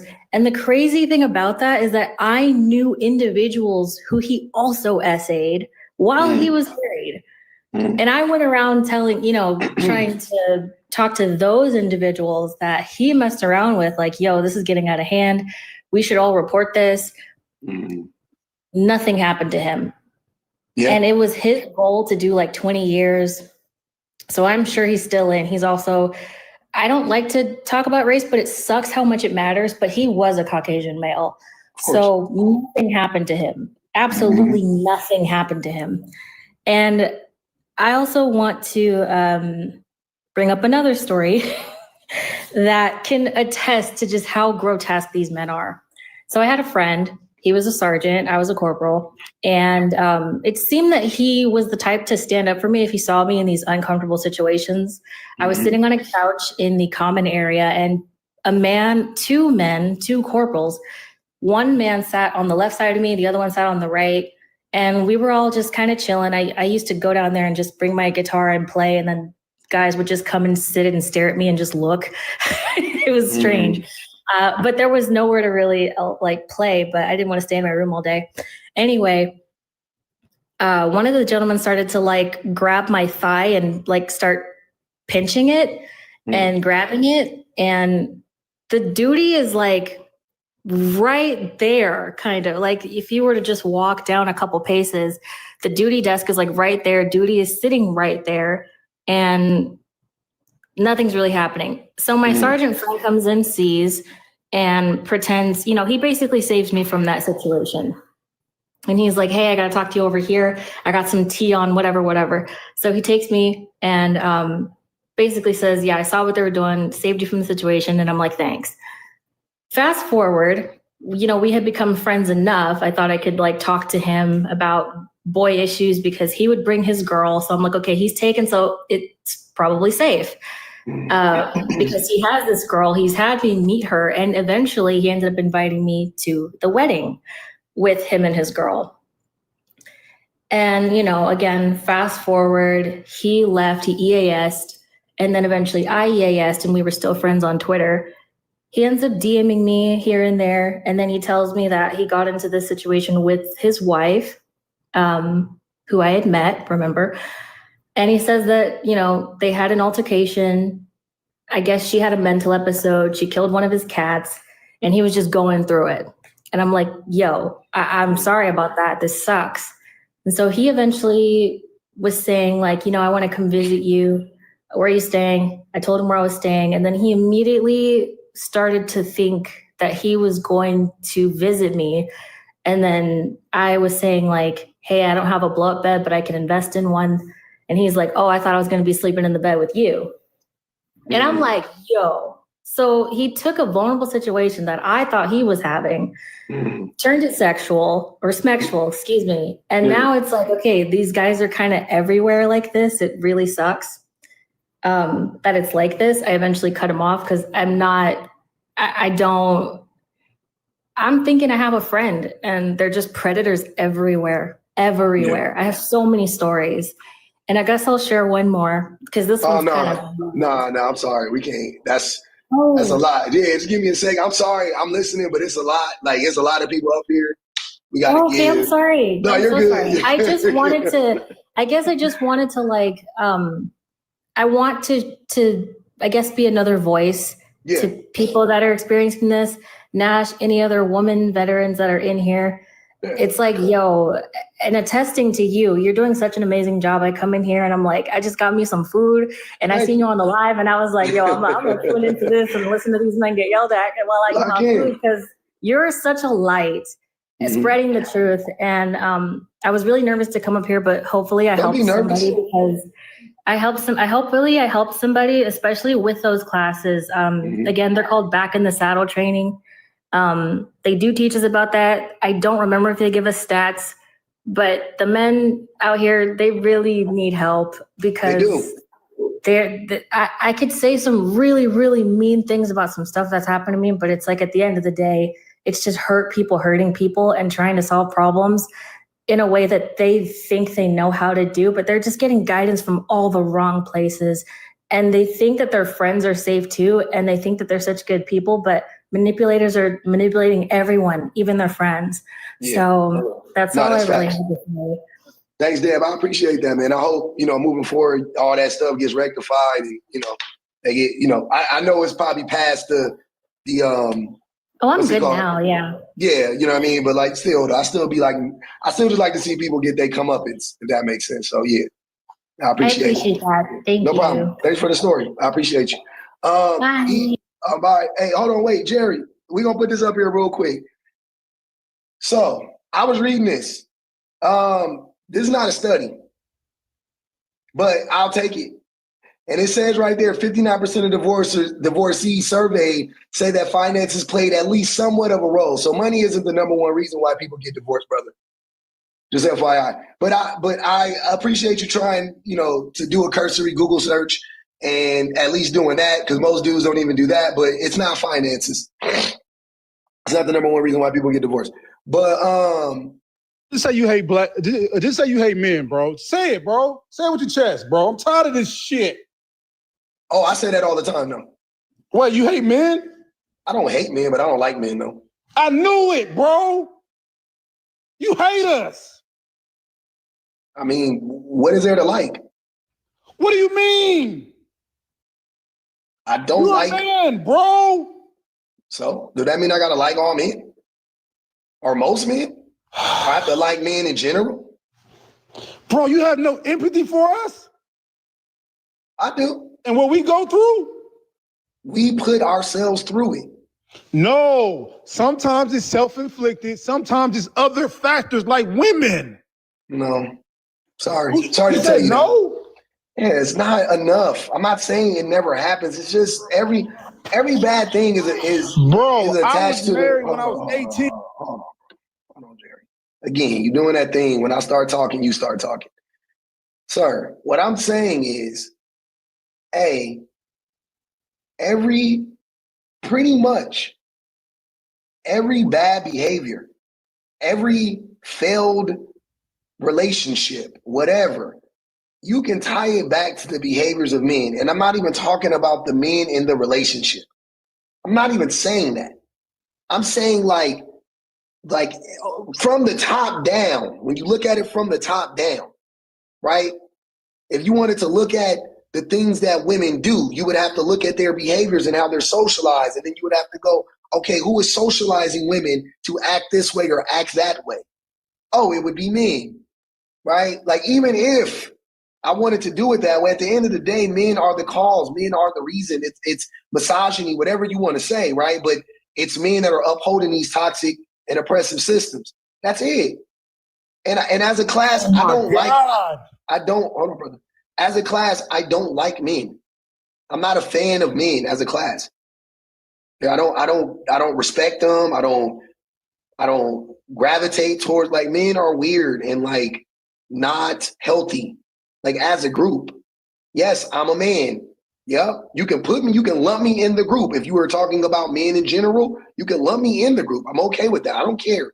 But you're asking me how I feel about men in general. And yeah, I don't like men in general. I don't like you. I don't like most other men. And the main reason why, brother, is because whether I'm on a live or I'm talking to a man personally, niggas be lying. And I got to an age where Cash Me Outside said, Jerry is fighting for his fucking life. R. Kelly voice. I got to an age where fucking empathy. I got you. I got to an age where I can't be around people who don't want to be better. You know what I'm saying? Like, and then it's like beyond that, I can't be around people who lie to not only me, but they lie to themselves. You know what I'm saying? Like, it's just, I don't know, bro. I do have empathy though. I do when it needs to be applied. Bro. Listen, this is why men are blowing their brains out, because y'all don't want to. When we express ourselves, we some hoe ass niggas, and then we still get the blame. You're making up stuff. You're making up stuff, Jerry. The reason why men can I express myself? The reason why men don't express themselves, and you're making my point. The reason why the people who call men hoe ass niggas are men, not women. I'm not saying no women do that, but I'm saying no, it's not, Jerry. That's Michael a lie. B. Jordan got called a lame in high school because women. Hold on, brother. Michael B. Hold on, Jerry. Hold on, Jerry. Michael B. Jordan in high school, that's a boy and a girl. You're making my point. Stop. You're not helping. And using one-offs and celebrities to make this point will never work. But again, the people who tell people to keep their emotions bottled up are men, not women. Women are the only things or people or whatever you want to say that's stopping men from being shittier versions of ourselves. It is women teaching us empathy. It is women showing us how to be nurturing. It's women showing us patience. It's women educating us. It's women teaching us how to have integrity. All the good things that you learned from a woman. You learn from a woman, and if you learned it from a man, they learned it from a woman. Like everything that makes you a better person, you got it from a woman, bro. Everything in you that you got good came from a woman. Everything. I guarantee you, every fucking thing.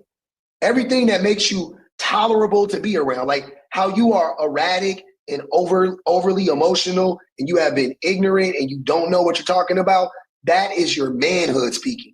That is a man. You are being a man right now. Very emotional, very erratic, right? Safe space, bro. I get it. It's not. Who said it was? It's fucking like 800. There's like 800 people in here between the two lives.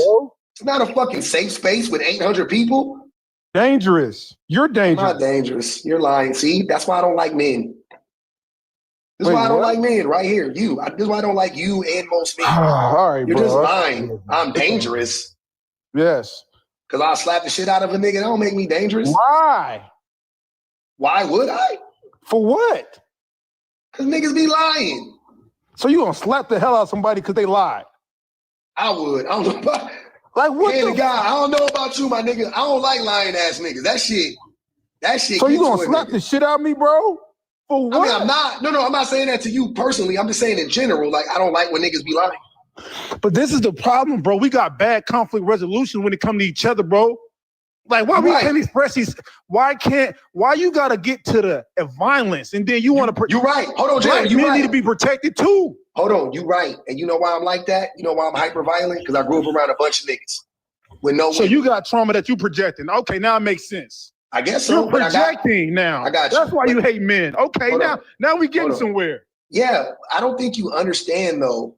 A, you don't understand psychological talk, but B, I actually do. You don't. But B, if that were the case, you don't. I made that were the case. No, you didn't. If that were the case, what I'm saying is that you couldn't even look up a fucking website. Like, please. What I'm saying is so you gonna undermine me because I'm a man? I'm not gonna undermine you because you're a man. You're just not making sense. But if I have trauma that I'm projecting, the question becomes, where did I get the trauma?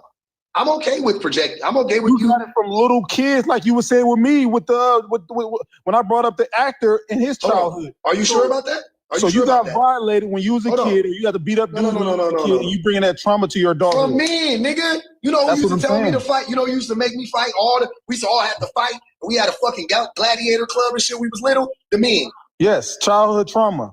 The men did that, brother. So, listen. And when we go outside, and when you be getting down, and nigga, you start crying because you fighting your best friend. Them niggas that had you fighting your fucking best friend.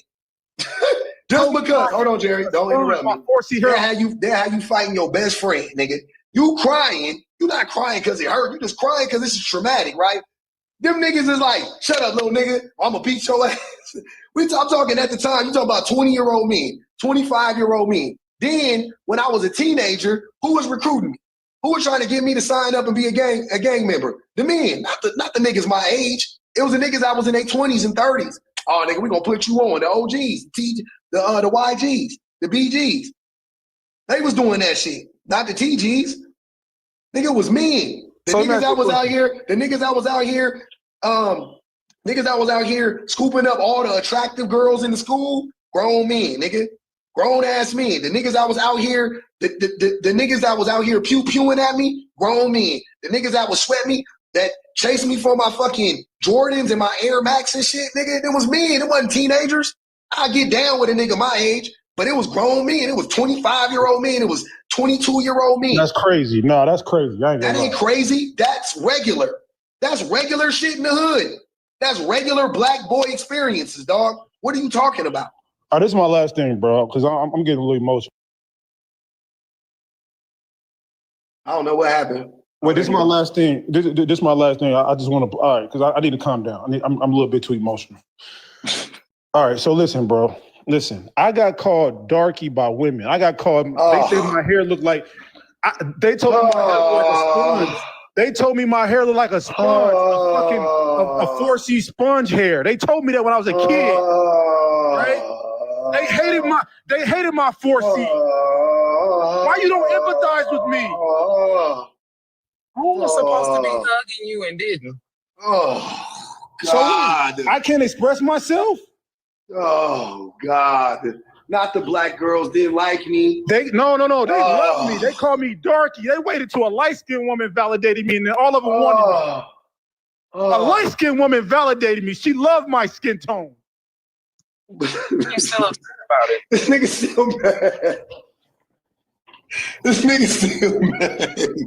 You laughing You at had me, the bro? love of a beautiful light-skinned woman that helped you, and she ain't getting no credit. You still laughing mad at about me, the bro? girls that called you Hold dirty. on, cuz. This nigga still mad. You laughing at me, bro? He's still mad to this day. Are you fucking laughing at me? Hey, hold on. That's the funny part about it, man. Hey, hold on, dog. Hold on.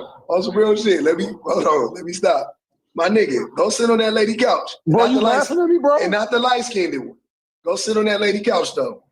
So you laughing at me, bro, for real? Yeah, nigga. See, that's what I'm Yes. saying. I can't fuck with y'all, bro. I don't think I can. Absolutely, fuck I'm with a nigga laughing like that, at bro. you. I So- don't You want to should- hear So that I'm shit. telling you about my childhood trauma, how people picked on me because my dark skin and my People? 4C hair. People picked on you. Hey, look, my nigga. Black women picked on me, That's bro. not trauma. That's middle school. That sound like regular shit, my nigga. That's So you You was justifying that just shit, ugly. bro? Hey, my nigga, you was a late bloomer. You was ugly when you was in middle school. It happened to the best of us. Not me. Why though. am I ugly? Because my skin tone. Hold on, wait, brother. Nobody that's said not that. that's not what happened. That's what happened. They told me I that's was a not. handsome. Hold on. They told me I was a handsome dark nigga. I'm cute for a dark nigga. That's funny, bro. Why didn't you address that with them? I'm leaving, bro. I'm leaving. I can't. I think you should. What in the world? You got to know he in your bushes right now. You have to know that. If you go outside, that is not Teddy in the pool. Hey, hold on, man. That nigga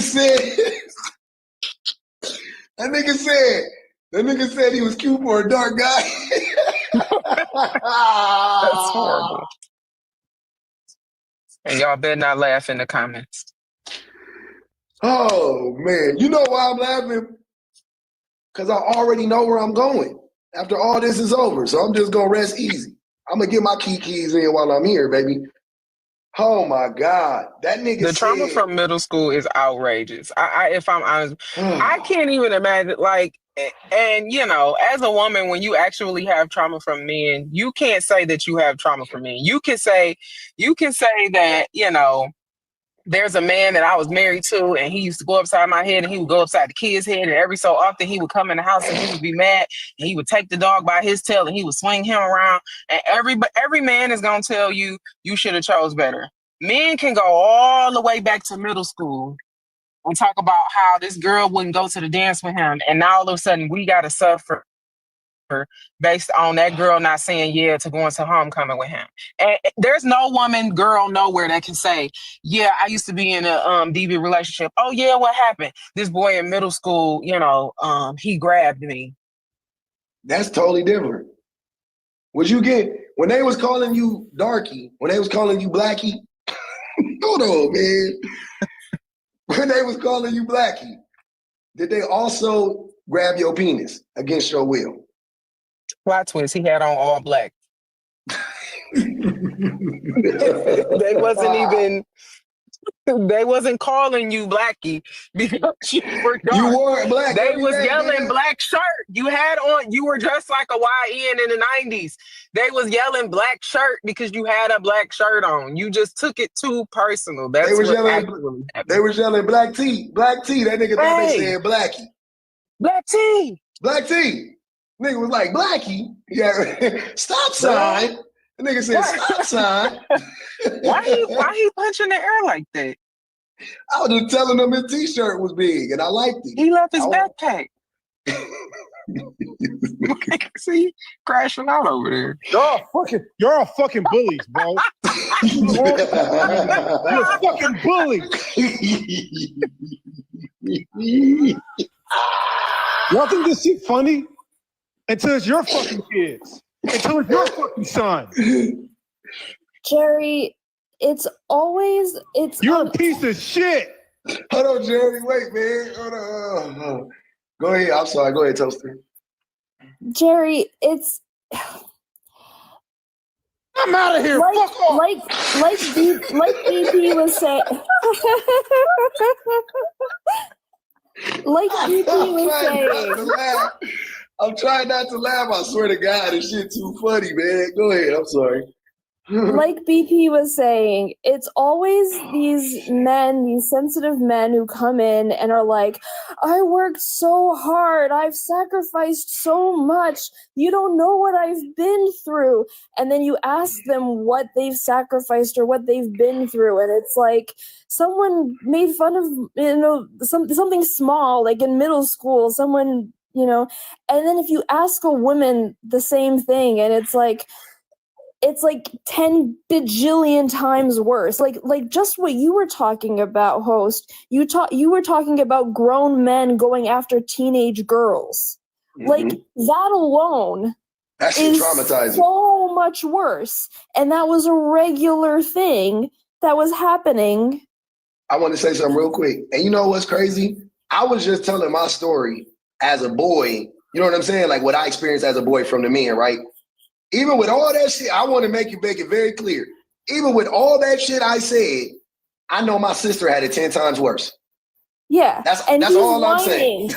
and he's whining about something like, or even these guys who are like, I work to put food on the table, and it's like, yeah, well, she's working and cleaning and cooking and raising the kids, but she's not sacrificing and she's not doing anything. She's just doing what a wife does. But the man, oh, you don't know what he sacrifices to put that food on the table. Let's all, and it's just like, come on, man, like.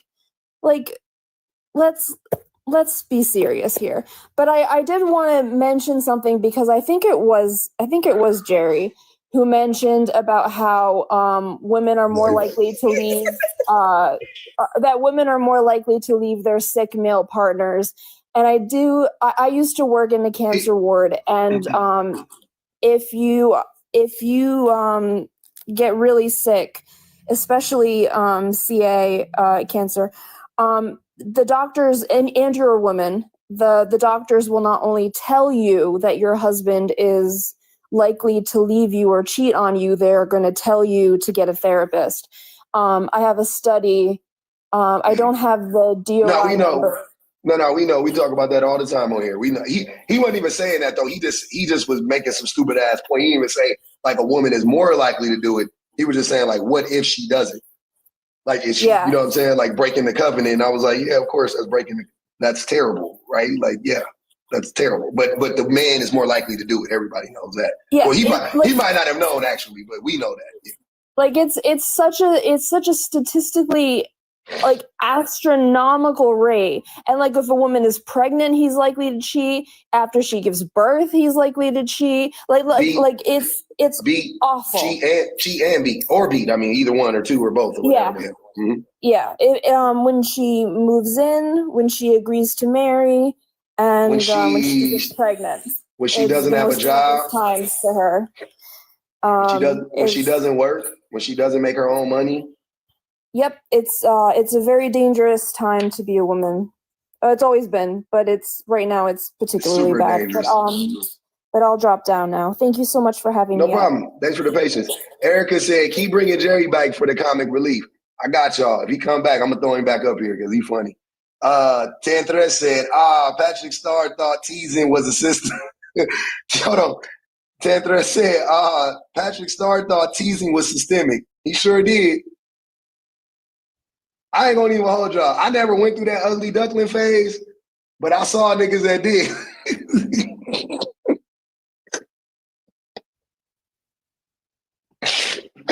I don't know why that shit's so fucking funny, man. That ugly duckling phase, crazy, man. I'm not gonna hold you. I'm not gonna hold you. I get it, my nigga. I get it. I do. Trust me, I do. But I watched it as an outsider. I saw it happen. That shit low key funny. It ain't traumatizing. It's funny. And I ain't gonna hold you again. You know, the ugly duckling phase, most of the time, I'm gonna tell you this right now. The ugly duckling phase usually is not only are you ugly, but you're lame. The ugly duckling phase is not only are you ugly, but you musty. And you don't know how to take care of yourself. That's usually the ugly duckling phase. Because I know a bunch of I knew a lot of not attractive dudes, but they was popping. They play sports. They were charismatic. They dressed nice. They was outgoing. They had no problem getting girlies. They had no problem. It was the musty nigga that was high under the bleachers. You know what I'm saying? It was them niggas. That was your ugly duckling phase. You always thought you thought it was your pimples and shit that turned the girls off. The girls going through ugly duckling phases too. You could have got you an ugly duck too, nigga. You could have been two ugly ducks quacking. It's because you was musty. It's because you was musty. It's because you didn't know how to rock your hair right. You couldn't get the hair down or whatever. It was something. It was you though. At the end of the day, it was you. At the end of the day, I guarantee you, it was you. ER, go ahead, and then I want color capital to get in. Hello. Mm-hmm. So I just wanted to give first, I came up here for a different reason, which I'll add, but I wanted to say there's a psychological aspect that I don't know if Jerry's still hanging around here. Yeah, but he said he was very upset and said, you know, how come I can't express myself? You don't have any empathy. Well, the reason that he can't seem to grasp is the reason that there's a negative reaction to men expressing themselves in this way is because they only do it when they are wrong, and in order to counter the fact that they're wrong, they use it as a tool to guilt, manipulate, turn the tables when they're wrong. They're not actively expressing themselves on a regular basis in a healthy way. They weaponize expressing their emotions or how they feel for when it is convenient to them. And they typically do it in a violent way or an over-the-top way, yelling, dramatics.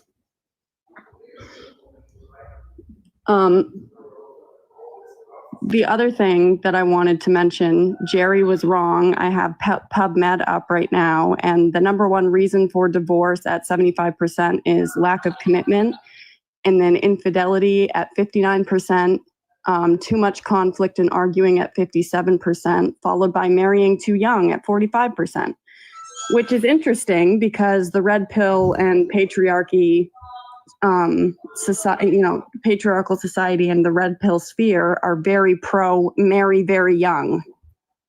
But that's like the number, one of the higher rates for divorce is marrying too young. Women at a 70% rate file for divorce, which means that most of this percentage of statistics is claims by women, which means that men are cheating. Men are not committing. And men are causing conflict and arguing, and those are the reasons that these women have left. So he's incorrect about it being finances. I know that red pill loves the idea of women leaving for financial reasons to get a bag, but that's just statistically not the case.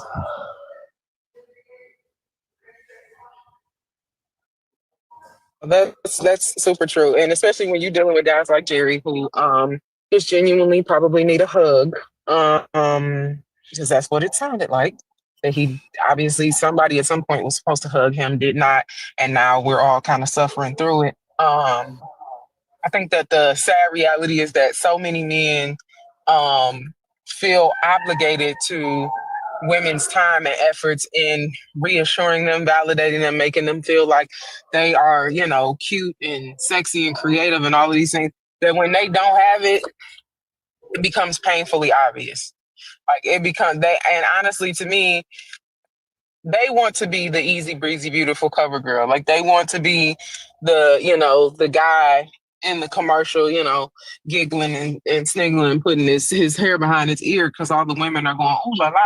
And I think that it's an odd place to live in, but I think that's a lot of the reason why men are fighting for, like you said, those traditional marriages where they can marry some young woman who has no idea, no experience of who they are, so that he can define that for her. He can define what culture is to her, what beautiful is to her, what sexy is to her. He can tell her what her sexual desires are. Like, he can do all of those things. He can make those things up because she doesn't have the experience of it. And the reason why they feel apt to even destroy marriages is because of the fact that too many women want marriages and relationships with men who have a level of individuality and being able to be themselves that, I guess they feel like they should not have. They feel like women should be what they desire for them to be as opposed to being an individual, which most women at this point, they do want that. They want the career, they want the education, but they want to be able to define who they are for themselves and have a companion in that, a life companion, not somebody who's telling them what to do, where to go, when to go, how to dress, any of that. They really want somebody who is like, oh, I have this thing going on, you have this thing going on, but at the end of the day, we can share those things that we have with each other and have a real partnership. And it pisses them off because once you don't have access to that power anymore, child, you on live crashing on like Jerry. Did Colored get to go? No, I was actually burning up time. Oh, okay. Come back so I that you appreciate can see it. him crash out. It sounded like he was about to. Go ahead, Colored Capital.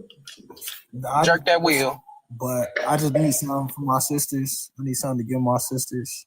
So that's what does Colored Capital mean? Colored like in the people?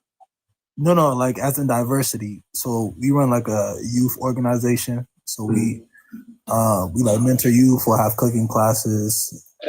We're just trying to figure out how to grow. So I just been taking over the social media right now. So that's why Colored Capital Entertainment. Yep. Oh, go ahead, brother. I'm listening. Yeah, so I mean, I just need something to take home to my sisters. They're up there, they're in their 20s, and I think they want to get married. I mean, they're religious, so they want to do things by the book, I guess. But a lot of dudes ain't really serious. You feel me? So I was in a chat the other day. They were saying like this dude was like, "Oh, women don't very have like misogynistic and very like negative." Go ahead. Yeah, so I just got to figure out how they can find somebody that's right for them or what they got to go off of, because I know it's not just about the money, right? And I don't want them to really bank on potential either, because I don't. That's not really sustainable. Like, potential is just potential. You feel me? And so I'm just listening, just trying to figure out something I could give them. So yeah. But I do believe in a pride. I agree. A lot of men destroy marriages. So yeah. Okay. I'm about to drop, so I just wanted to say this last little part because he said he wanted advice from he wanted to know what he could take back to his sisters. Am I correct? Is that what you said? Yeah. We do offer a gift package. It comes with a DVD, limited gold edition of Wait and Exhale. I think it's some Terry McMillan books and some Gerda Lerner books. There's some belts in there, color purple. It also comes with a standard leather belt in case, they have a man who doesn't want to sort of get in line. Handcuffs, not fuzzy, regular handcuffs. A taser and Vaseline. If that helps with your sisters, if they have a desire to be in a relationship with a penis person. Mm-hmm. I agree. Because I ain't got no help for them. Oh, damn. All right, then. She basically just, Thanks, BBG. It just ain't safe out here. That's the problem. You know men. You don't know men? Yeah, no, yeah. I know him for sure. I mean, I'll put him on game. That's it. That's all I got What you for be him. telling them? What you be telling them? When you say put them on game, what game you be putting them on? I mean, it's more than just love. Potential ain't enough, you know. They got to be ambitious, but like everything in moderation. You know, like it can't be overly about the money. It can't be overly about this, that, and the third. Does he have a plan? I don't know, common sense stuff, I guess. You don't think they know that? You be surprised, man. Like, you be surprised. Like, the mistakes folks be making, I'd be like, damn, like, what the fuck going on? You feel me? But, yeah, I don't know, bro. When feelings get involved, you know, there ain't really nothing I can do, but, yeah. What are you? How old are these people? My sisters, they in their 20s. They in their 20s. They twins. They in their 20s. Are they college educated? Yeah, they going to school for nursing and respiratory therapists. Okay, so they about to go to I'll be honest with you, man. I think they know more than you already. I don't think you really got much you can offer. More than likely, I don't know. It don't sound because you're not. The reason why I say that though is because to me it sounds like you're not ready to be honest with them yet about men. So you giving them like these platitudes and it's like vague. So like tell him, ask him, where does he see himself in 10 years? He ain't never thought about that. Like that shit corny. You know that don't mean. It's not even that though. It's like we seen enough. Like this one lady got married in her 40s. Mm-hmm. She bought a dude from like Africa, married him, gave her a kid, and then like totally ruined her life. Like don't even take her serious. Like completely ruined her life. So we seen all the bad, right? I mean, we got our own family experiences, so we seen all the bad. To avoid men. Yeah, like isn't the and then what? Okay, aside from the how Stella got her groove back situation, how do men when they impregnate a woman, how do they do most men after they impregnate women, do they become better versions of themselves generally or worse versions of themselves? I think they just always been like that. You feel me? I mean, I'd say maybe worse versions, to be honest. Okay. And what do you think that is? Where do you think that comes from? Probably just it's just like overwhelming, right?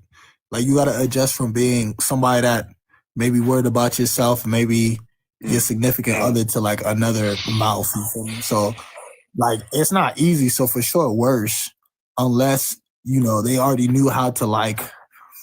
They had healthy coping mechanisms for stress, right? But I mean, I don't know how many people are that self-aware to even know that in general. So I assume worse. Do you think women become worse versions of themselves or better versions of themselves after pregnancy? Considering postpartum, I mean, maybe if they, they're able to like get through that. I mean, I'm sure the vast majority of women do get through postpartum. So after postpartum, obviously, but even during postpartum, it doesn't matter. But what would you say? I mean, I'd say they get through it. I mean, they're able to raise their kids, and do they become a better version of themselves or a worse version of themselves? I'd say better. Okay, so if women become better versions of themselves and men become worse versions of themselves, and then you said that men become worse versions of themselves because it's hard or whatever, then why wouldn't that apply to women? Why are women becoming better versions of themselves and men becoming worse versions of themselves? And it's harder for the woman. I mean, not completely. I wouldn't say completely, but what do you mean not completely? How are they not? That's what I'm saying. I'd say like for like maybe like the friends in my circle, like they're doing a good job raising they kids. The men, they're doing a good job raising their kids and stuff. How do you know that? I mean, I see the way they interact with them. They take care of them. but I'm not there all the time. I'm just not seeing like the negatives that I typically see on social media. So if I was to go off of my own personal experiences, I think the men are doing a good job. But then when I see maybe stuff outside, it doesn't look as good. So that's the information. Do any of your friends believe in corporal punishment? Like spankings? You assume no? No. We cut out.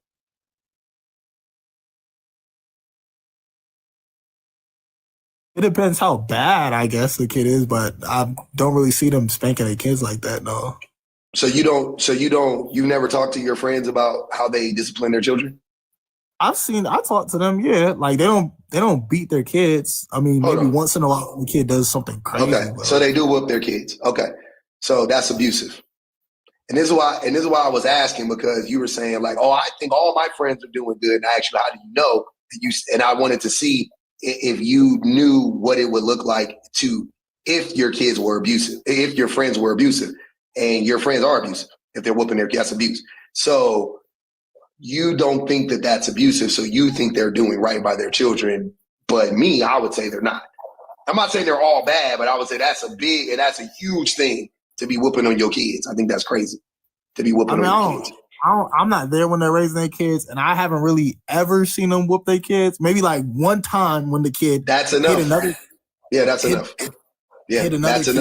One time. It only takes one time, brother. But and you're trying to minimize it right now instead of just accepting that they never should have done it, right? Apply that to any other situation. I only punched my wife one time, and that was after she did. Would it matter? No, that's crazy though. Why is that crazy? No, because listen. He spanked the kid because the kid hit another kid. Yeah, so I spanked my wife because she got into an argument with somebody. Keep going. No. Listen. So he said, "Do you like how that feels?" And the kid said no. So then my wife, she was yelling at somebody. I got all in her face. I started yelling at her, and I started going, "Do you like how that feels?" No. It was to like emphasize hitting's not good. I got you. Yeah, but it was to emphasize that yelling at somebody all in their face is not good. So I was yelling at my wife all in her face. No, see how stupid that shit sound? No, it's not different. It's what. Think about it. Hold on. This is what I'm saying. It's a child, right? Isn't it worse to do that to a child? When are children more or less fragile than adults? Yeah, but it's not like less fragile. Less. Children are less fragile? More fragile, my bad. Okay, children are more fragile than adults. So it sounds crazy when I say I did it to a grown-ass woman, but it don't sound crazy when I do it to a little-ass kid.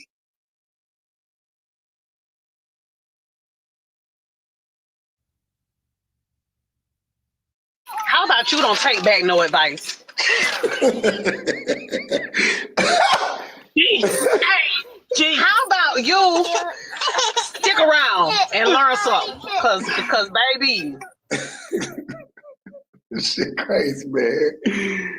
Yeah, man. I'm gonna go on and say like I said before, I think your sisters got it.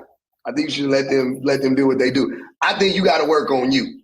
I think focus on you, don't focus on them. Focus on you, don't focus on them. You know what you be? Don't tell them nothing. Be the person you want them, and I don't mean this in no weird way because I don't think this is weird, but you can model the behaviors that they should be looking for in other men. Let me put it like that. That's what you do. You model the behaviors that they should look for in other men.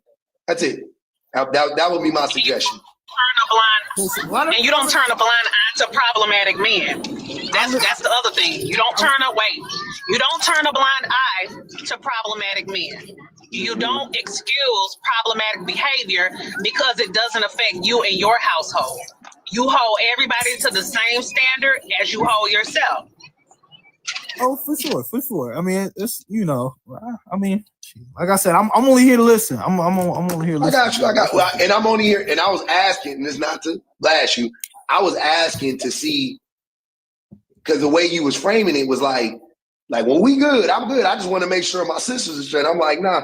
I know how it is. Like it's like when you go to church sometimes. You know what I'm saying? You don't be there. I ain't say I'm good. I ain't say I don't know everything. You feel me? So I ain't say I'm good. I'm just, Don't nobody know everything. yeah, I don't know most things. I don't know the vast majority of shit. You know what I'm saying? Like I don't think I really know shit. But I'm gonna go on. We're gonna go to Neen Sima. Did I say that right? Hopefully I said that right. Ninsima. Ninsima, okay. It's look like two eyes. Okay. Yeah, no worries. Ninsima, okay. That's easy. Okay. Greetings, everyone. Yeah, I did not expect to join this live, but I'm so glad I did because I actually got married last year. And on paper, this guy, let me tell you, 10 out of 10. I met him at church because we'll even go back to our homeboy that was giving us a good chuckle that was talking about covenant and church. And I'll give you a church perspective. So we met at church. Everyone's at church was like, oh, this guy is great. And they were trying to, match me up with somebody. And we happen to be, so we're Canadian, but we're both East African. So that was great for him, East African women are submissive, this, that. And, for me personally, I enjoy taking care of my family, men and women included, right? So that's how I was. I like to cook for my friends and family. That's just my nature. Anywho, no one knew who this guy was behind closed doors. And with me, I don't know, maybe he was comfortable being open. And, I found out things about him that were kind of a red flag. But the person Like what?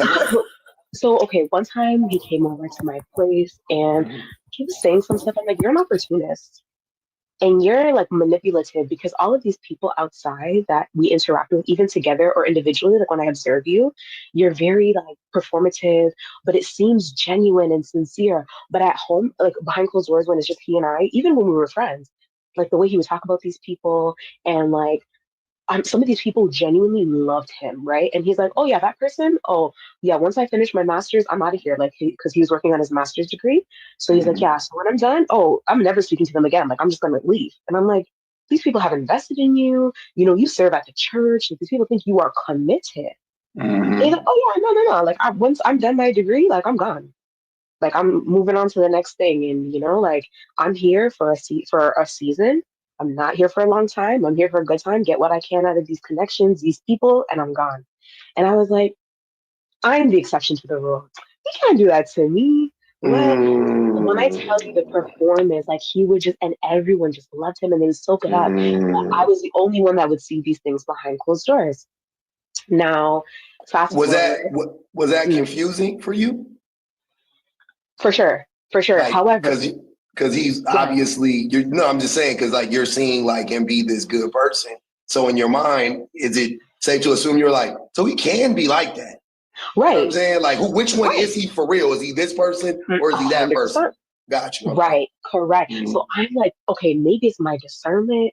Maybe I'm off. Maybe like I'm just over analyzing things. Maybe I'm bringing my past like trauma or interactions with men into the situation. It's me because even like when we would have like an art. It was like he had this mindset where it was like us against the world kind of thing, So what happens behind closed doors between he and I is one thing, but outside, oh yeah, you have to present this way and everything. And when we came out and we're saying that we're dating, and he was preparing to propose and everything, we would go over to certain couples' houses, people that he has like, I don't want to say groomed, but like that he has been performing for. Let's put it that way.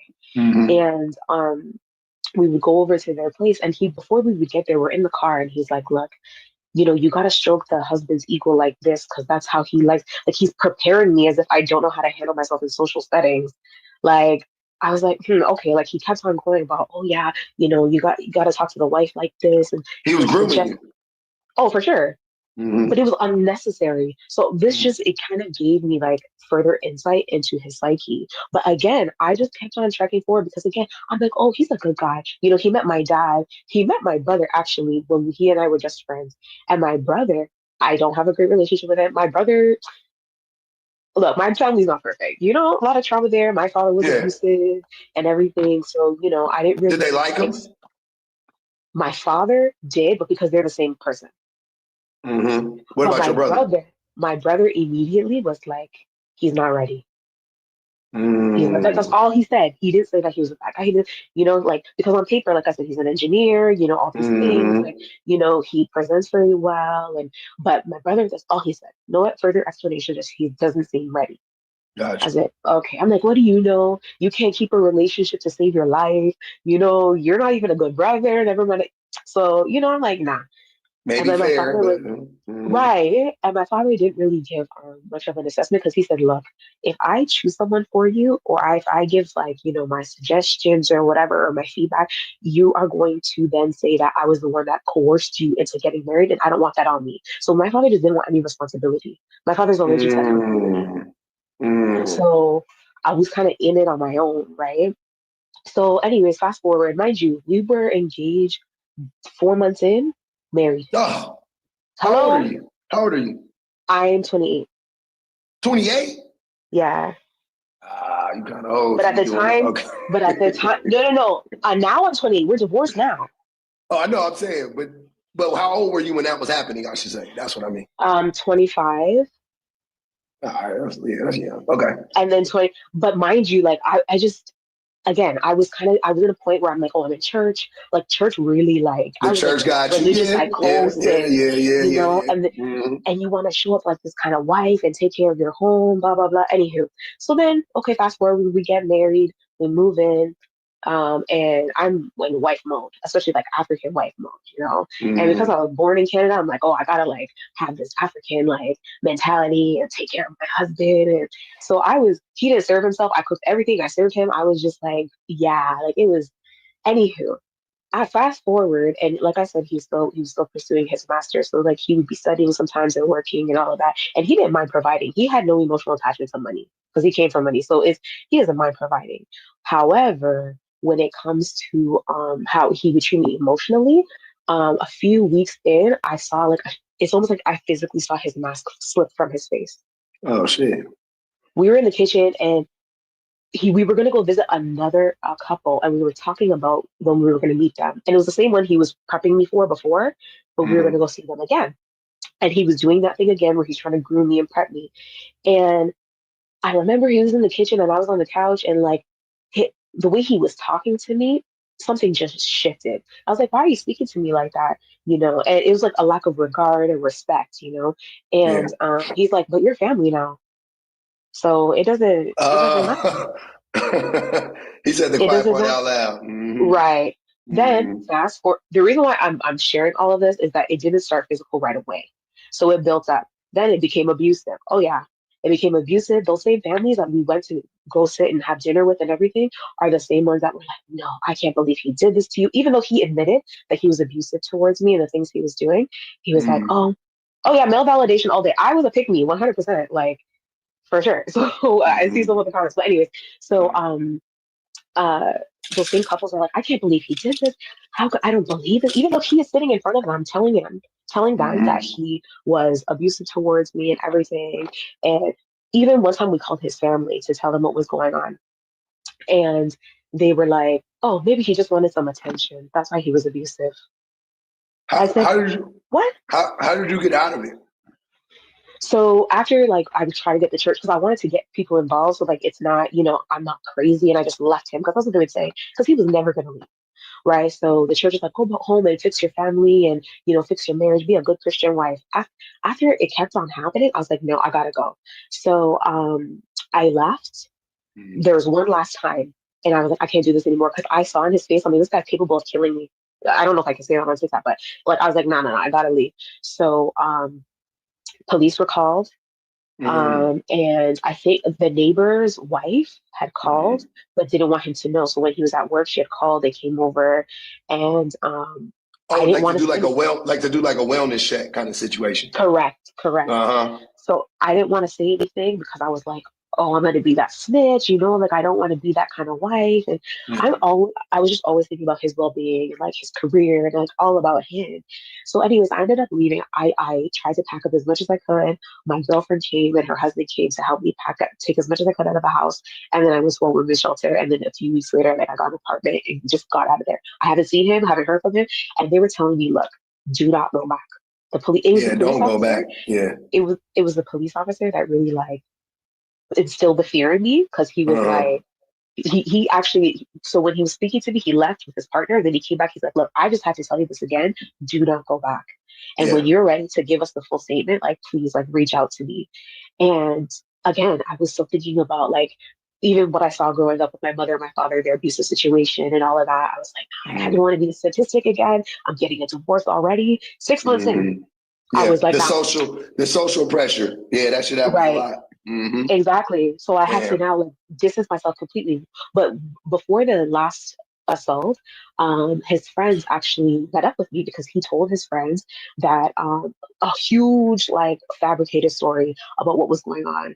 And he was like, look, he told me what was going on. He's like, I don't care how many times he put his hands on you, he will never do anything wrong in my eyes.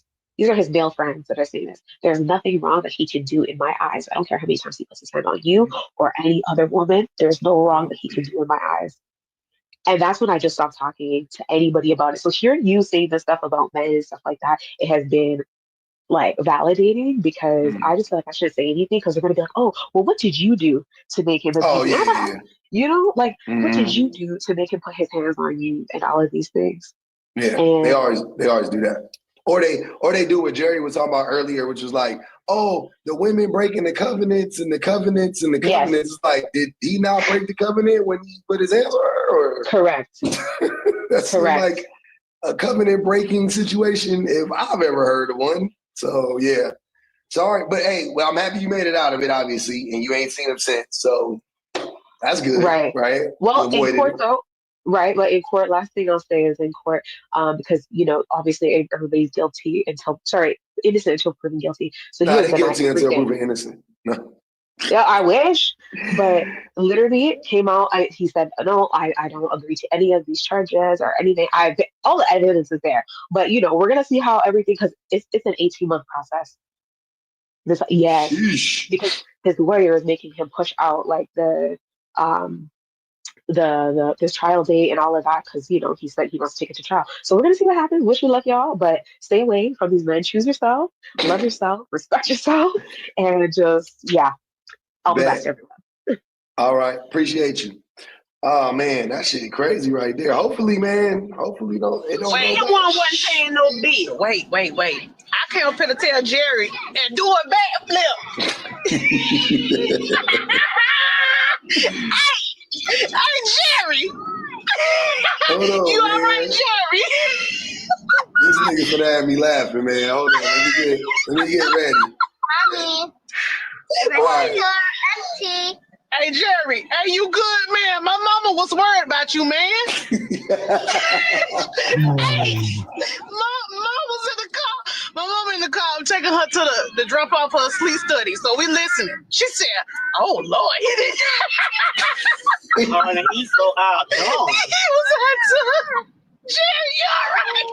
Jerry said, "Oh Lord, you ain't got no empathy for me. You ain't got no empathy, man." Wow. They said I was too dark, but I was a good-looking dark man. Wait a minute, sir, were you good-looking or were you ugly? Get on that. Both of them. Dog it, man. Hey, Jerry, clock in, man. Child, Jerry. Hey, man. He tried when you got over. Hey, Jerry done tore that apartment up. Oh my Jerry God. said, "Oh, y'all crazy. He ain't coming back." Kayla, are we doing two? Yes, we doing two, girl. Hold on. Jerry, go ahead, brother. We listening. I'm sorry. I ain't gonna lie, bro. Bro, I ain't gonna lie. You a disrespectful Negro, bro. I literally try to come on. Now, I want to apologize because I ain't never got out of body like that since me and my ex-wife. But, bro, that was some out-of-pocket shit, bro. I try to confine in you, bro, and I apologize for screaming because I don't want to crash, bro. But I don't crash like that. So if I'm telling you, bro, if I'm being vulnerable with you, telling you about some shit I got going and some traumatic shit that happened to me when I was a kid and how y'all get what you just curated in this space was the same exact situation when I was in class, in English class, and then the girl So, I'm sorry. Yeah, so the girl, so I was reading in English class when I was in 8th grade. This girl, black chick, told me, nigga, you can't read and you dark. Like, that's the type of shit that I got to deal with, bro, when I was a kid. So then I come in here try to tell y'all some shit. I'm not mad about the childhood trauma. I was more mad about y'all laughing at me while I'm being vulnerable. I don't be vulnerable with people. So the fact that y'all, I ain't gonna crash, bro, because I ain't finna do this shit, bro. I ain't gonna lie.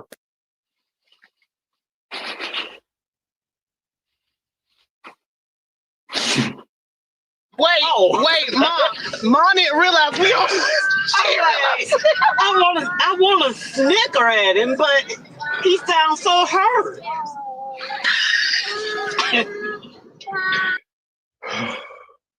Jerry. Know how that feels. Hold on. I can't even remember 8th grade. Hold on. I got a question, Jerry. Jerry, can I ask you a question? What book were you reading? It was a book. It was a reading. I was reading out loud and I was fucking up and I was 8th grade and she said, "Nigga, you dark and you can't read." Like that was disrespectful, bro. And all the whole class laughed. So so when y'all laughing at me when I'm telling y'all some trauma, nigga, I got that same feeling, bro. Like, and then my thing is, every girl that came on this stage told you their personal story. You empathize with them, bro. And then you don't understand. Then you have no empathy for me, bro. Like, bro, they said I look like fucking Flavor Flav, bro. Do you? Jerry, do you look like Flavor Flav? Did you, Jerry? No, see, y'all really pieces of shit, bro. I really thought you was a good dude, bro. Because I used to hear you talk to these women and you empathize with me. You're a piece of shit, bro. Like, you was raised bad. Like, you're a piece of shit. All y'all pieces of shit. I know you want to talk about my mama. Hold on. We light skin. We light skin. No, we not. No, we not.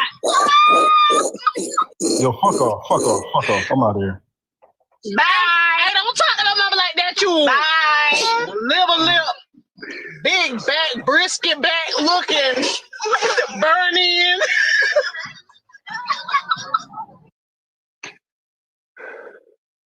Yo.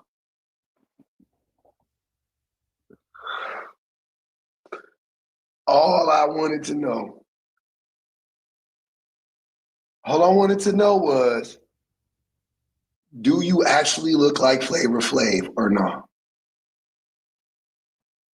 That's it. That was all I wanted to know. Do you look like Flavor Flav or not? Also, what book were you reading? Those are two very pivotal. You got to tell me those two things, Jerry. It depends. Everything depends on those two things. Please. Because look, listen to what I'm saying. If you were reading, how do I say this? If you were reading like Cat in the Hat or 8th grade, I don't know what you read in the 8th grade, but you know what I'm saying? Whatever you was reading, it depends on what you was reading. That would make me be like, okay, she shouldn't have said that. You know what I'm saying? But if you look like Flavor, and if you look like Flavor Flav, you look like Flavor Flav. You know what I'm saying? Like you look like Flavor Flav. Yeah, if you read Of Mice and Men, that shit easy. I'm sorry. I ain't gonna hold you. Of Mice and Men is I think it's 8th grade reading level. You gotta be, hey, look, man, you know what? You got it, man. Not my fault. What up, Phil? You okay?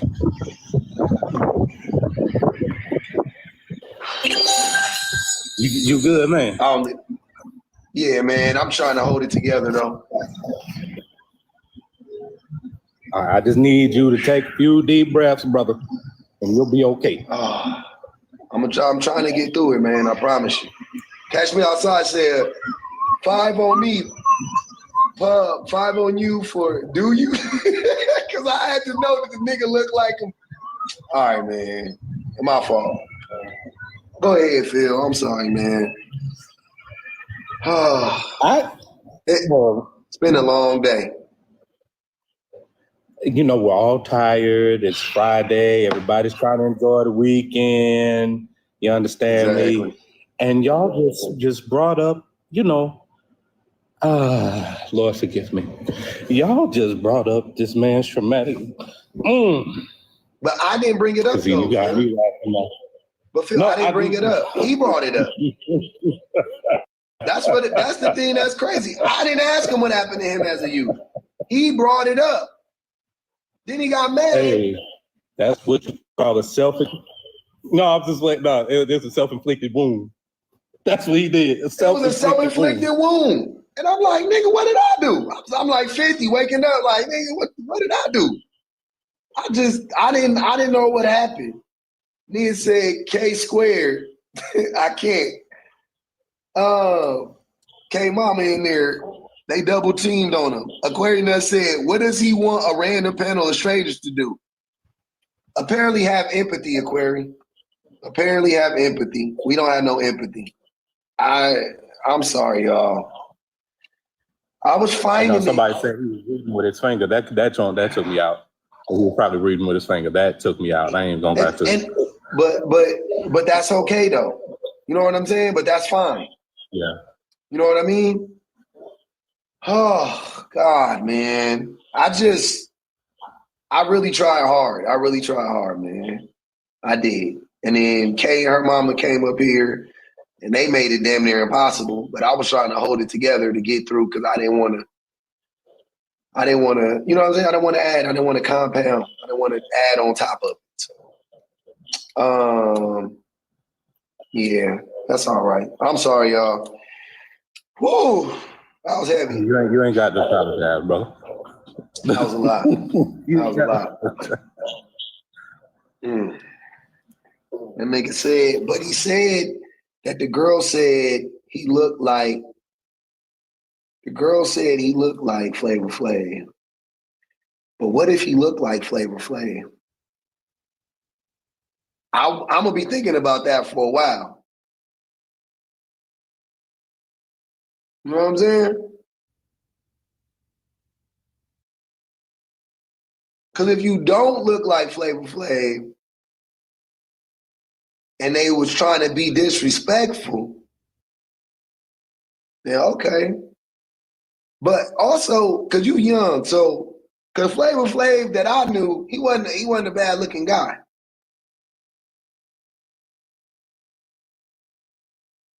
Because I knew young Flavor Flav. I knew him, you know, he's EPMD. Y'all know him from Flavor of Love. He was ugly on Flavor of Love. Go look up young Flavor Flav. That's all. That's all I'm gonna tell you. That's all I'm gonna say. Y'all mark my words. Y'all think I'm playing. Go look up young Flav. But Flavor Flav is a nice person. He's a nice person. Wow. I'm trying to tell y'all. Y'all think look, y'all don't like Flavor Flav like niggas be talking bad about Whoopi. I can tell y'all ain't done y'all digging yet. You gotta do your digging. Go do your digging. So I'm trying to tell you, Flavor Flav wasn't a bad looking guy in the 90s. He wasn't. Go look up Flavor Flav about 92, 93. He was all right. All right? I knew Whoopi. She was fine as shit. So when people be like, Whoopi ugly, I was like, what you talking about? Whoopi was fucking bad. I don't know what you're talking about. Flav wasn't as attractive as Whoopi is, but I'm just saying he wasn't ugly. He wasn't. When he disappeared, the drugs did him wrong. He came back, and then he was Flavor Flav, and it was different. That's all I'm telling you. I'm telling you, when he was on in the PE days, he was decent. He on PE, he was decent. That's it. That's all I'm trying to tell you. Y'all get mad at me if you want. That's it. That's all I was saying. That's it. I ain't sticking up for the nigga. He wasn't ugly to me. I'm just saying. He may be ugly. I don't know. When I saw him, that wasn't the first thing I thought. Like, this nigga ugly. I thought he was just funny. That's all I thought. I just thought he was funny. Erica said, them girls said he was cute still, though. They did end up saying he was cute. That's why I didn't understand. Gaudium, what's good with you, man? You know, you up here. Oh, What a day, what a day.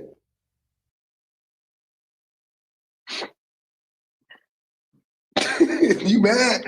Don't be mad, Stephanie. I had to entertain it too. Jerry, you still in the chat, man?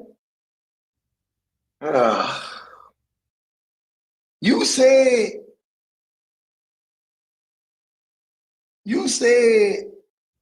this is what I want to, before I go, I just want to make sure we all know what happened. You said that a light-skinned girl validated you, and then they all wanted you.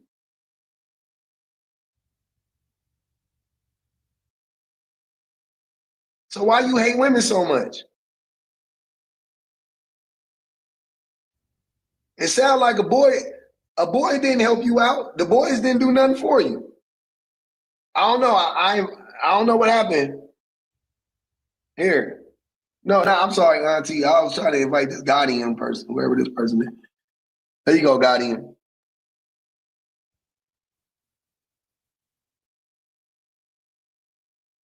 It just sounds like the girlies they helped you out. I don't get it. Oh, can you hear me?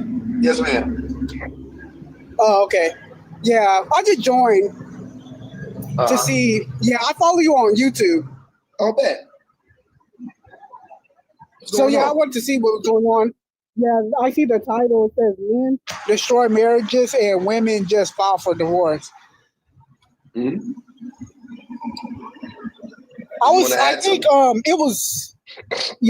think Ryan was talking about this. I think the other day about except for men fixing the problem, they run into everything except for fix the problem that they created. Mm-hmm. Which is marriages, or we were talking about how they run to religion, basically, like Christianity, like why men go to Christianity for the wrong reasons, except for to follow God. That's so fact. yeah, that was my add-on. No, I agree with that. Yep, that's a good take. They definitely do that, and they use it as a way to like manipulate women and whatever in the church. So yeah, I agree. Appreciate you coming up, Guardian. I'm about to end the live, but that's why I had dropped everybody. Just FYI, I didn't drop you for any specific reason. You just wasn't saying nothing at first. So, but I appreciate you coming up. I got to wrap it up, y'all. I got to go get in the pool with my babies. All right. Well, we did it, Joe, and all that stuff, man. We cracked 165,000. I need some coffee. I'm dying. About to crash out. This is one of the ones, man. If you missed it, go back and watch it on the YouTube. It's gonna be up there in a minute. Oh God, I'm tired. I'm exhausted. I'm still the funniest part is I'm still trying not to laugh. The shit was so funny. All right. Shout out to the Tapper Shappers and Super Chatters. Shout out to the best minds in the business. Everybody that joined the live. Everybody that joined the panel. Haters, come back tomorrow, man. What a day. What a day.